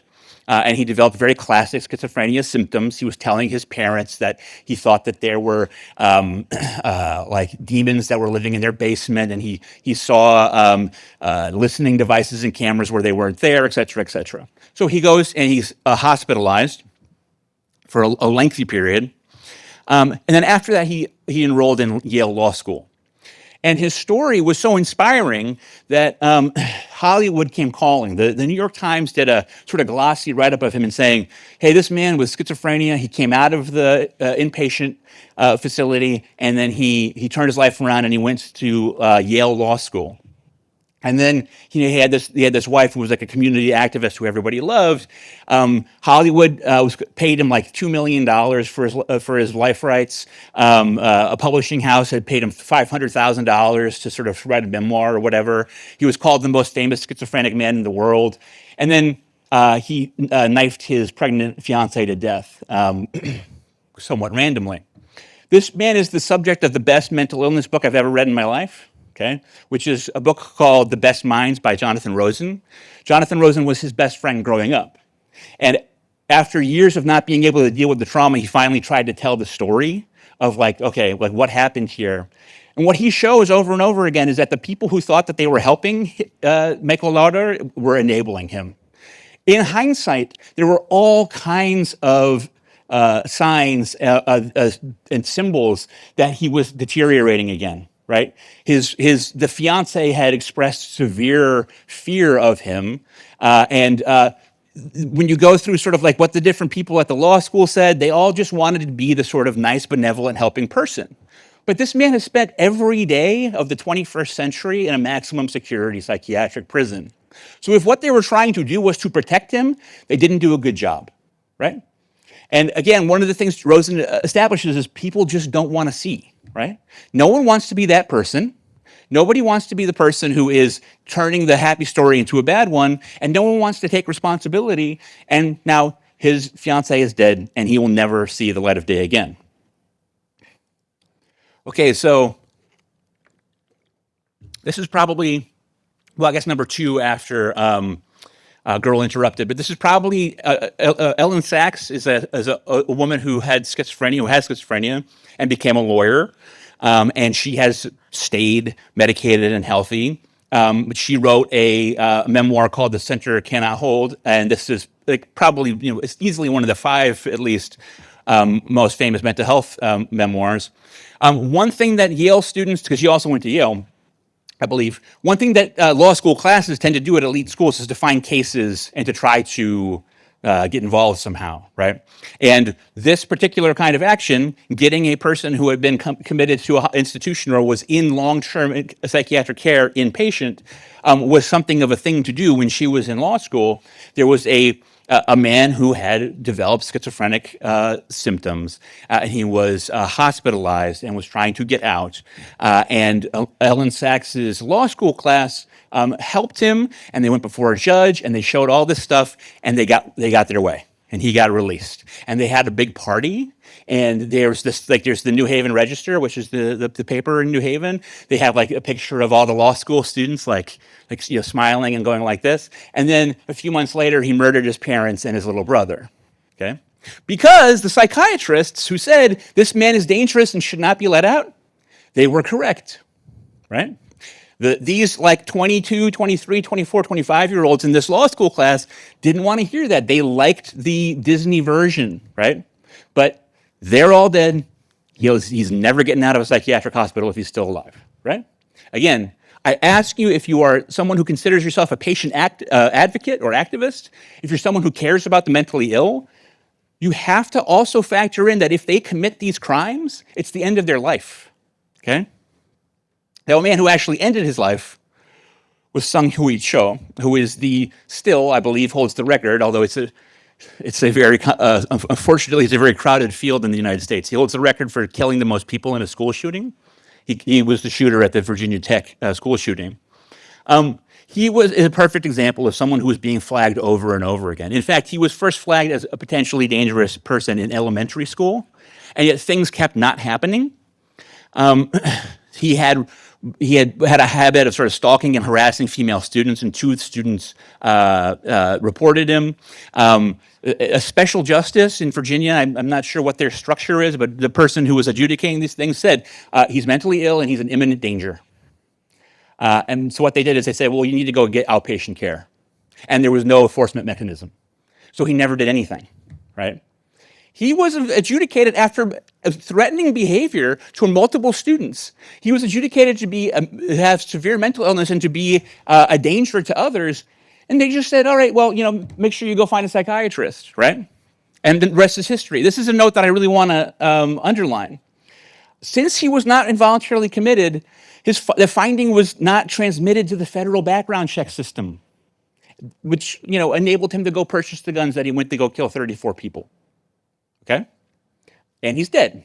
And maybe if he had been forced into treatment, he wouldn't be dead. James Holmes, okay? The Aurora shooter in Colorado. James Holmes is a man who had absolutely classic schizophrenia onset. Everything about how he was acting would fit the etiology of the disease, his delusions, his paranoia, the things that he was saying to his peers, his age at time of onset, et cetera, et cetera. He was evaluated. He was a neuroscience student at the University of Colorado. He was evaluated. He was found to be someone with a mental illness, or someone who was potentially a mental illness and potentially unsafe. He dropped out of school, and so that was the end of it. And if you want to find an obvious way to sort of critique our system, if someone dropping out of med school means that they all of a sudden go from being specifically flagged as dangerous and potentially mentally ill to you're on your own, sayonara, that's a good place for it. He then went and he killed 12 people and he wounded 70 of them. He will never leave a maximum security federal prison. He has been beaten nearly to death multiple times by inmates in the federal system, prison in which he is held. I really want you to understand this, and it's important. He was deemed to be not mentally ill legally for the purposes of not guilty by reason of insanity, but the prosecution didn't contend that he was schizophrenic. Everybody talked openly about him being schizophrenic. They only said that he didn't meet the legal criteria. And they wanted the death penalty. And one juror in a panel of 12 said she could not send a man who was so obviously so sick to the death penalty, to the gas chamber or the lethal injection. And so she saved his life. The other 11 all wanted him to be put to death. Okay? And I really do think this is really very important. Okay? So we recently had a terrible shooting where it was a man who killed 8 people, including several children, okay?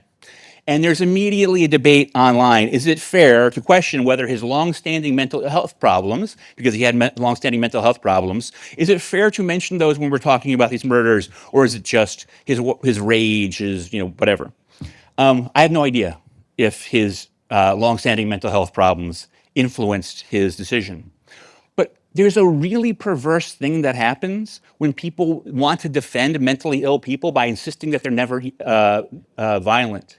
When you create that impression, you are undermining one of the only things that a guy like me has going for him when he's really sick, which is that the law has special structures within it to protect me in case I commit a serious crime. Those are big and small. I have been picked up so many times in the course of my illness. I don't have a record right now. Right? Some of that I was able to get this expunged, but a lot of it is if they know you're chronically mentally ill, they'll drop you off at the hospital, or sometimes here in New York on whatever corner you ask them to, right? If we undermine the idea that mental illness could have caused James Holmes to do this, then he should have gotten killed, right? We should have put him to death.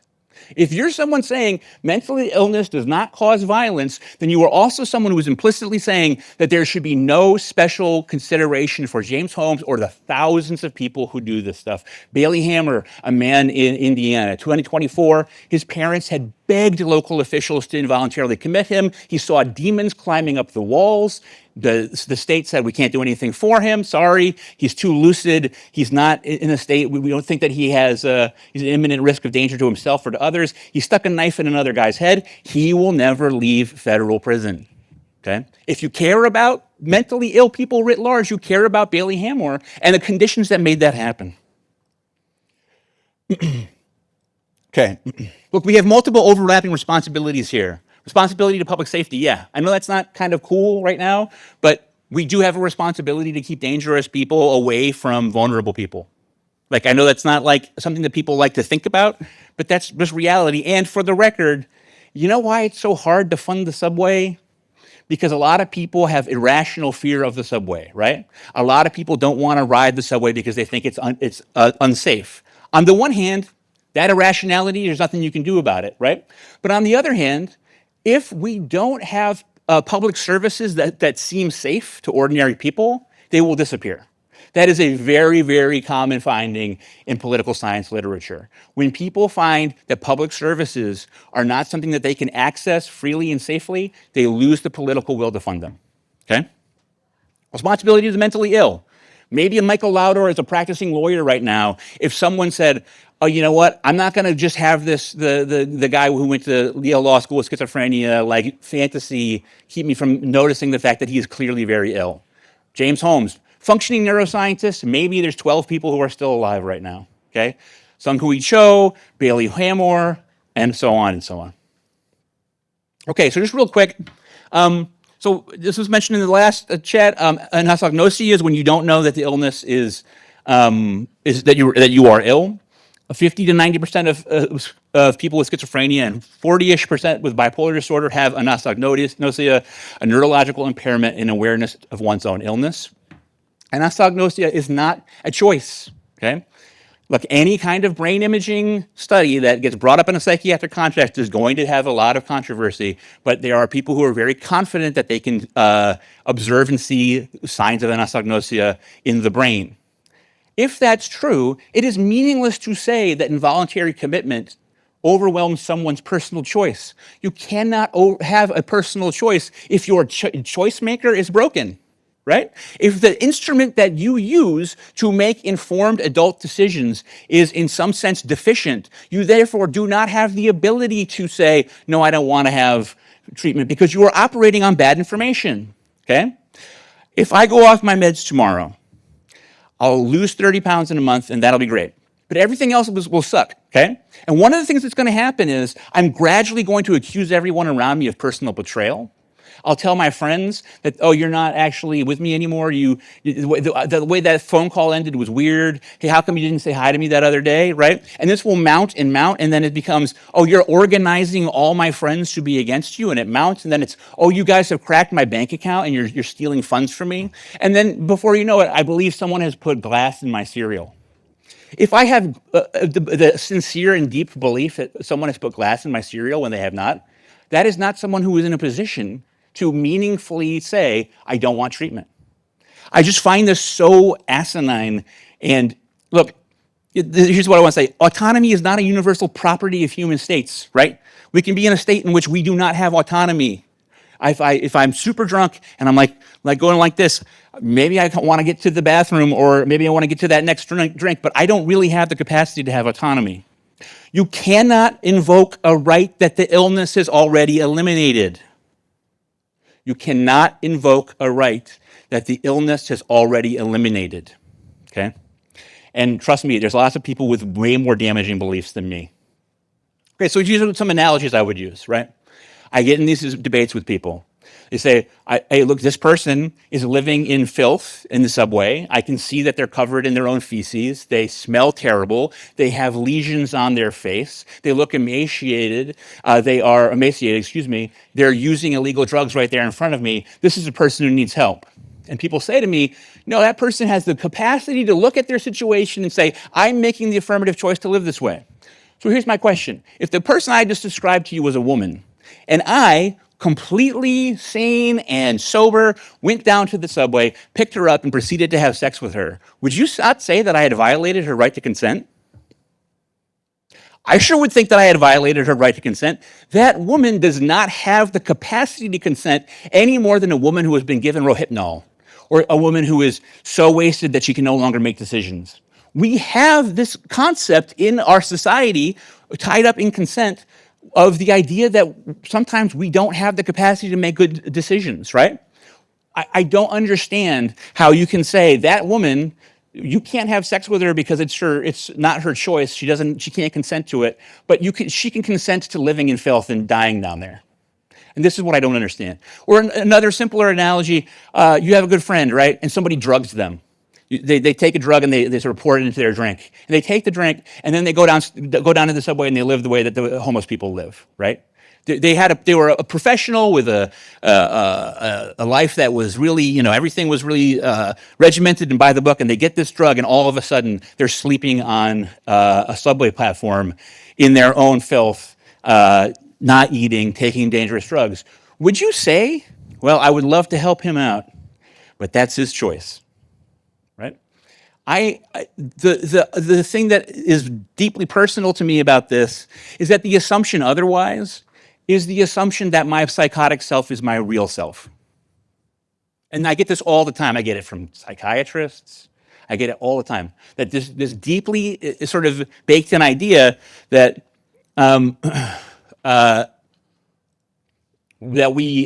like whoever I am when I'm psychotic is me. No, that's all the worst parts of me. I hate that fucking guy. Everything I hate about myself most is in my psychotic self. But there is this assumption that I can make, that dude has the right to make life-changing decisions about me, right?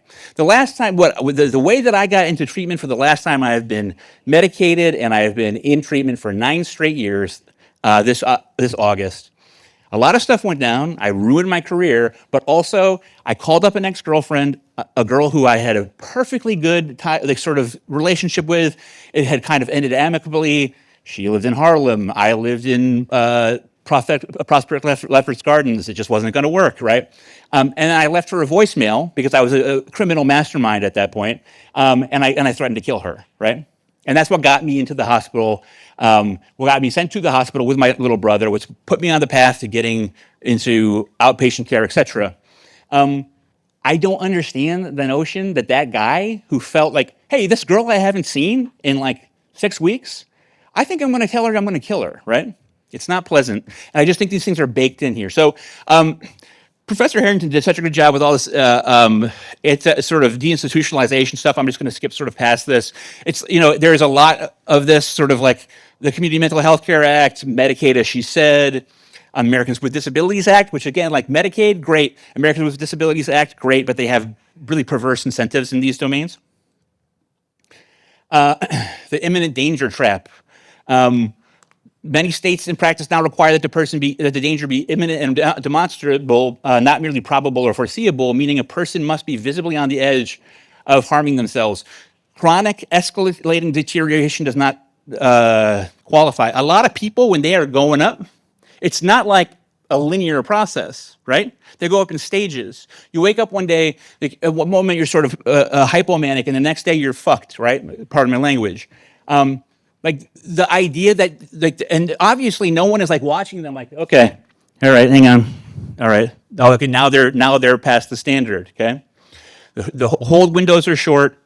Okay, now here's where I want to sort of finish up. The gravely disabled standard. Okay, so many of states have a standard that says that if you're gravely disabled, you can be treated. What does gravely disabled mean in the 2020s, okay? Well, imagine a guy who has a severe traumatic brain injury that blinded him and caused him to have symptoms that have been called schizoaffective disorder, even though that's just kind of a placeholder for what he's missing a very large part of his gray matter. And this guy keeps wandering into traffic and getting hit by cars, and his family is desperately trying to get him help. When I say that sort of thing, people say, "Oh, what a straw man." Right? That guy would definitely be involuntarily committed. No, he's a real guy. This is James Mark Rippey. You will notice that he does not have eyes, okay? James Mark Rippey was in a motorcycle accident. He lost his doctors think, between 30 to 40% of his gray matter in that car accident, as well as the ability to see, okay? He developed symptoms consistent with schizoaffective disorder. He was living with family members for a long time, but like a lot of people, his condition degenerated and he became violent, and so they said, please, let's find a place for him to stay. But he refused, right? Despite everything, he had the capacity to say no. His life on the streets was horrific. His family was doing everything that they could. They begged and begged and begged Solano County personnel to involuntarily commit him, but they said that they wouldn't. He wandered into traffic because he didn't know where he was, maybe because he was blind, or maybe because he's someone with severe traumatic brain injury. He was struck by a vehicle in 2019, which caused another major head wound that almost killed him.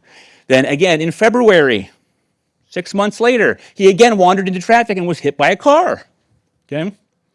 But they said that he was not gravely disabled. He was in such a state that he believed that the police were growing new recruits inside of him, spawning other humans with his body as an incubator. And it was the whispers of those creatures that rattled in his head. So somebody who can't see, has lost most or a significant portion of his gray matter, has schizoaffective disorder. His body was constantly covered in lesions. He had chronic respiratory illnesses. He had problems with parasites that his sisters were always trying to fight. He had these very disturbing and violent ideation and delusions. This man was repeatedly found not to be gravely disabled. So they left him in the street, and in 2022, he died of pneumonia that the doctor said was both preventable and treatable, and he died of sepsis that the doctor said was both preventable and treatable. A lot of what I'm fighting a lot of the time is this, which is nobody thinks that this guy is somebody who doesn't get involuntarily committed. I cannot tell you how many times I talk to people and they say that, well, no one like that is actually going to be out on the streets. This is a real guy. Stuff happens all the time. Right? And part of this is reorienting people's understanding. It is so hard in many contexts to get people involuntarily committed. I talk to people all the time. It's become so easy to involuntarily commit someone. What are you talking about? It's been getting harder for 60 years, right? And this guy died. Right? James Mark Rippey died, despite the fact that his sisters were just desperately trying to get him help. Okay, just real quick. Look, this is not really the forum to sort of go through this sort of stuff, but we've got to reform the involuntary treatment criteria. I want to say that a lot of people think that the O'Connor v. Donaldson decision makes that impossible. Look, the Supreme Court has the right to find that a Supreme Court's past decision is being erroneously interpreted. Right, the Roberts Court or whatever court could find that in fact that standard is too high and that it's being sort of interpreting a prior standard. Right, AOT programs, you guys know all about that, or continuity of care, rebuild inpatient psychiatric bed infrastructure, such and such. I mean, who's going to pay for it? I don't know. So this guy just says that this is just from DJ Jaffe. He's now he's passed on, but he was a activist who said that the Supreme Court did not have in mind rummaging in garbage cans for food or lying in the streets in one's waste when it ruled by surviving safely in freedom. Nowhere in the Donaldson decision did it say that the individuals must be permitted to deteriorate to the point he is dangerous.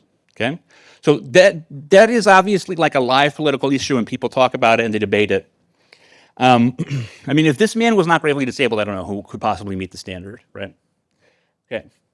So this is like a last little zinger I'll give you, which is like, we don't want to go inpatient because we are in there. Okay. I was in 2002. I had dropped out of school and I had stopped taking hours at my job, and I was just moldering in this apartment. I was frighteningly skinny, and just no one saw me to sort of see how bad I got, and I got into an altercation with my neighbor. Luckily, it wasn't that bad because I didn't get arrested, but the cops did take me to the local hospital. They gave me a shot of Haldol, and then they took me to Connecticut Valley Hospital in Connecticut, which is not known to be a pleasant hospital. It was not a pleasant experience. And I was scared, right? I was scared every day, right? And I do not take any of this lightly, I assure you, right? I was scared every day and every night. I went there, I met my bunkie, right? I met the guy. I was in like a different ward for a couple of days because they had an overflow problem or whatever. And I went to this ward Dutcher, which is like the step-down ward. And I met my bunkmate. He was older than me by like at least 15 years, but he seemed cool. He was chill, laid back. And then a couple of days later, I was in the mess. I was having lunch, and another patient told me that my roommate had raped his nephew, right? That's not like a pleasant experience. And if you want to file that away under like reasons not to involuntarily commit someone, I think you can, that's fine. But here's the thing. We're scared of each other, which should tell you something about some like necessary and sad facts about being severely mentally ill. You think I'm scared to go back in because I'm scared of the orderlies or the doctors or the nurses? You think I sit around being like, my precious freedom? I'm scared of the other guys in there. Okay? And like, it is genuinely, deeply, personally insulting how many people cannot sort of exceed their own academic or progressive or whatever you want to call it, or libertarian, civil libertarian, things to sort of understand that it has to count in both ways. It's very unpleasant to be involuntarily committed, but it's very unpleasant because of the kind of people who are in there. And if they're not in there, they're out here, and you don't want them. All right. Some of the guys I've met, you don't want them out here. Okay. All right. I'm just going to finish by telling a quick Thomas Szasz story because it's relevant. So Dr. Harrington talked about Thomas Szasz, the anti-psychiatrist sort of like guru, although he rejected the label. So in 1980, there was this woman named Rebecca Smith who became a very famous case. She was a schizophrenic who lived and worked in the financial district. Well, not even worse. She lived in the financial district, begging people for handouts. She was kind of like known as like a neighborhood character. Like people would come by and give her food, and like she would sort of chat them up. And she lived in a cardboard box. But that winter was sort of predicted to be brutally cold, and so people came to her and said, "Rebecca, you can't sleep here anymore. Like this, you're gonna die if you don't sort of come inside." And a bunch of people offered her. There was first an offer for a shelter bed, but then people offered to put her up in an apartment, whatever. She just kept saying, "Nope, nope, nope. I'll be fine in my box. I'll be fine in my box." So finally, city officials began the process of having her involuntarily committed, which they began to do. But because it's New York and because of everything that had happened around that period, it took a very long time, like days and days. And when they came to serve her, they found her dead body frozen stiff in her cardboard box, right? Which, not a lot of freedom or autonomy for Rebecca Smith after that, right? Thomas Szasz was asked about this incident because it was so obvious, it seemed so obvious to some people to be an issue of like, doesn't this undermine what you're saying? And he responded by calling her a pathetic woman. And in fact, Thomas Szasz, even though he's often invoked by people who see themselves as being great advocates for the mentally ill, was a guy who had extreme contempt for the severely mentally ill. He refused to work in an inpatient psychiatric facility during his medical residency, and the head of his program had to intervene so that he could graduate without doing it. He never treated a psychotic patient in his entire life, the most important psychiatric voice ever. And he said he had to call Rebecca Smith pathetic, right? Because once you take away the idea that this human being was not capable of making good decisions, then you have to be the libertarian saying, look at this woman's pathetic decisions, but we shouldn't let that affect anybody else. All right, that's it for me. I'll take questions. We have time?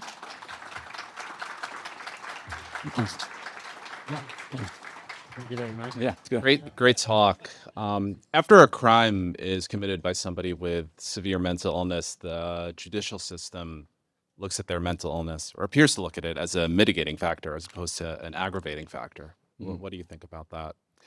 You mean like one that, so by mitigating, you mean like that it provides sort of exculpatory power, right? Yes. Yeah, I mean, does it? Like, really? Like, I mean, I think that as many people will tell you, to get any kind of real sort of value out of the legal sort of accommodations for people with severe mental illness, like you have to have a long and well-documented history. Lots of people have long histories but aren't documented, right?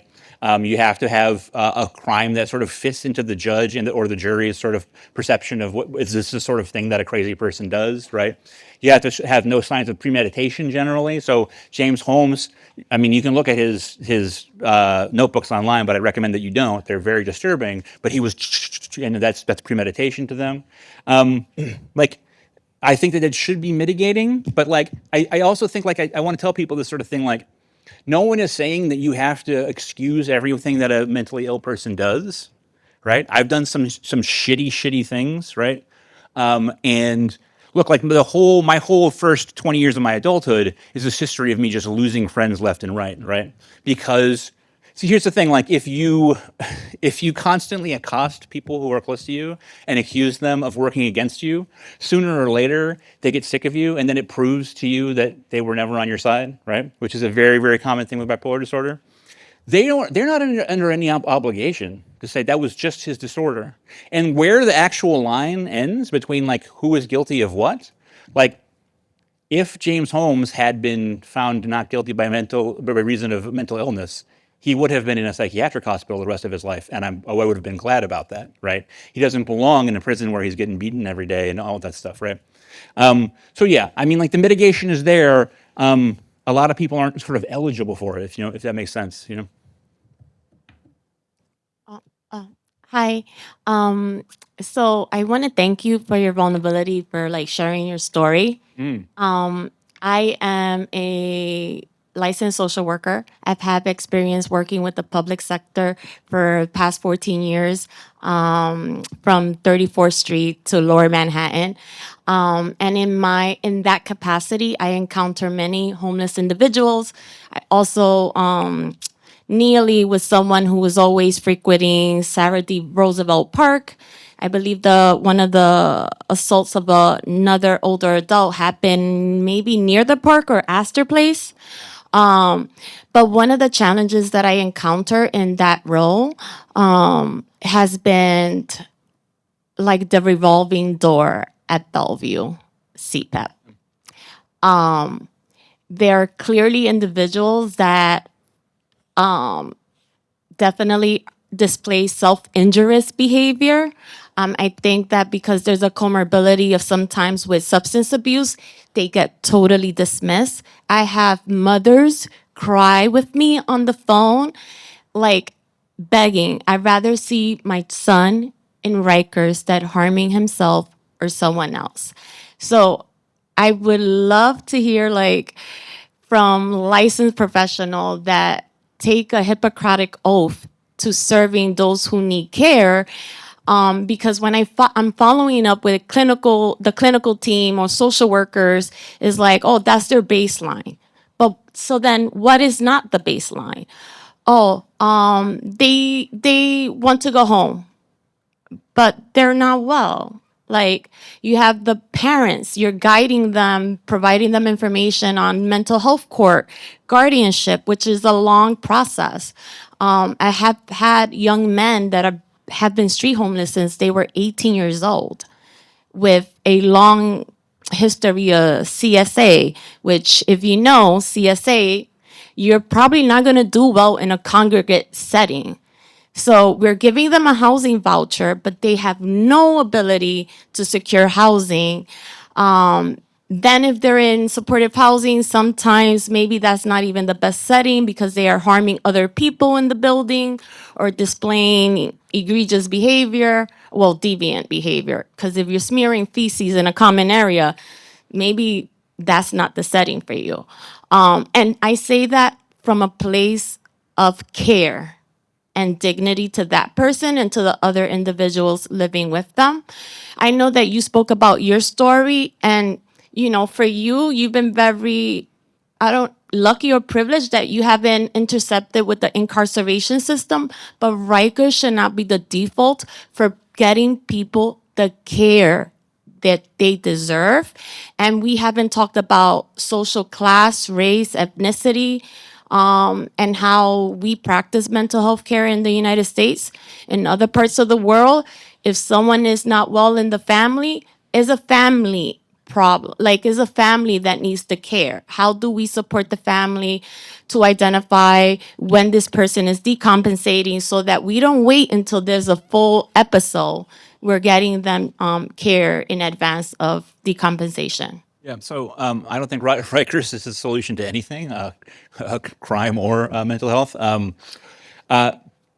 So I guess one thing to say, that yes, I'm immensely privileged and lucky that I have siblings and that they have always been invested in my sort of in my care. And in fact, I know I kind of yada-yada'd that my last incident in 2017, but my younger brother is a lawyer who is licensed in New York, and that ended up being like a very important aspect of me being able to sort of move on. And like most people don't have that, obviously. And I also was like, a big part of it for me was like after. So, I guess this is a commentary on the whole thing, which is I didn't want to get involuntarily committed. It took me to RUMC, this is the one in Staten Island, the big one in Staten Island. I got into this kind of familiar back and forth with the ER shrink there. A lot of these doctors, they will make it clear to you that the options are either involuntary commitment or they're going to street you, right? And I didn't want involuntary commitment, so I got streeted, and my brother was very upset. And there's a whole thing I could say about emergency room psychiatry. It's very difficult. When I talk to people who work in the ER and they say that it's not the appropriate place for chronic mental health care, they're right. And then they say, what you need is outpatient psychiatry. It's like, you have the slightest idea what it's like trying to find outpatient psychiatry in this country when you're actively psychotic, or at any other time. So I am very privileged and very lucky. And you're right, we have to build these structures, but nobody's going to pay for it, right? I think this is the fundamental thing. Like the term continuity of care, I think, is just, I think it's become a buzzword for good reason, which is that there's just no one to make sure people are actually doing what they're doing. I don't think that the Virginia Tech shooter should just have been given outpatient, but if he was, there had to be someone to check up on him and make sure that he did it, right? And so often people they're even feel enthusiastic about it, but because there's no structure, like people who are struggling with mental health need structure more than anything, right? Dr. Harrington was talking about how complicated the sort of deinstitutionalization was and what some of the reasons for it. And I think that just to underline a point that she was making, deinstitutionalization did not primarily happen because people were too idealistic. One of the biggest reasons it happened is because state governments wanted to get expensive asylum line items off of their budgets, right? And the Community Mental Health Care Act, which may be overrated as like the cause of the institutionalization, but it was an important act. It was an unfunded mandate, right? There wasn't any money. Like there were some block grants, but there was no actual guaranteed funding mechanism. So the state said, "Oh, close down this asylum, which is very unpopular and which serves a bunch of people who aren't going to vote or donate to my campaign, and which costs millions and millions of dollars." Sure. And that's what they got rid of. And like you have to have these sort of things baked in. I guess was there any other questions? But yes, like obviously we need continuity of care. Yeah.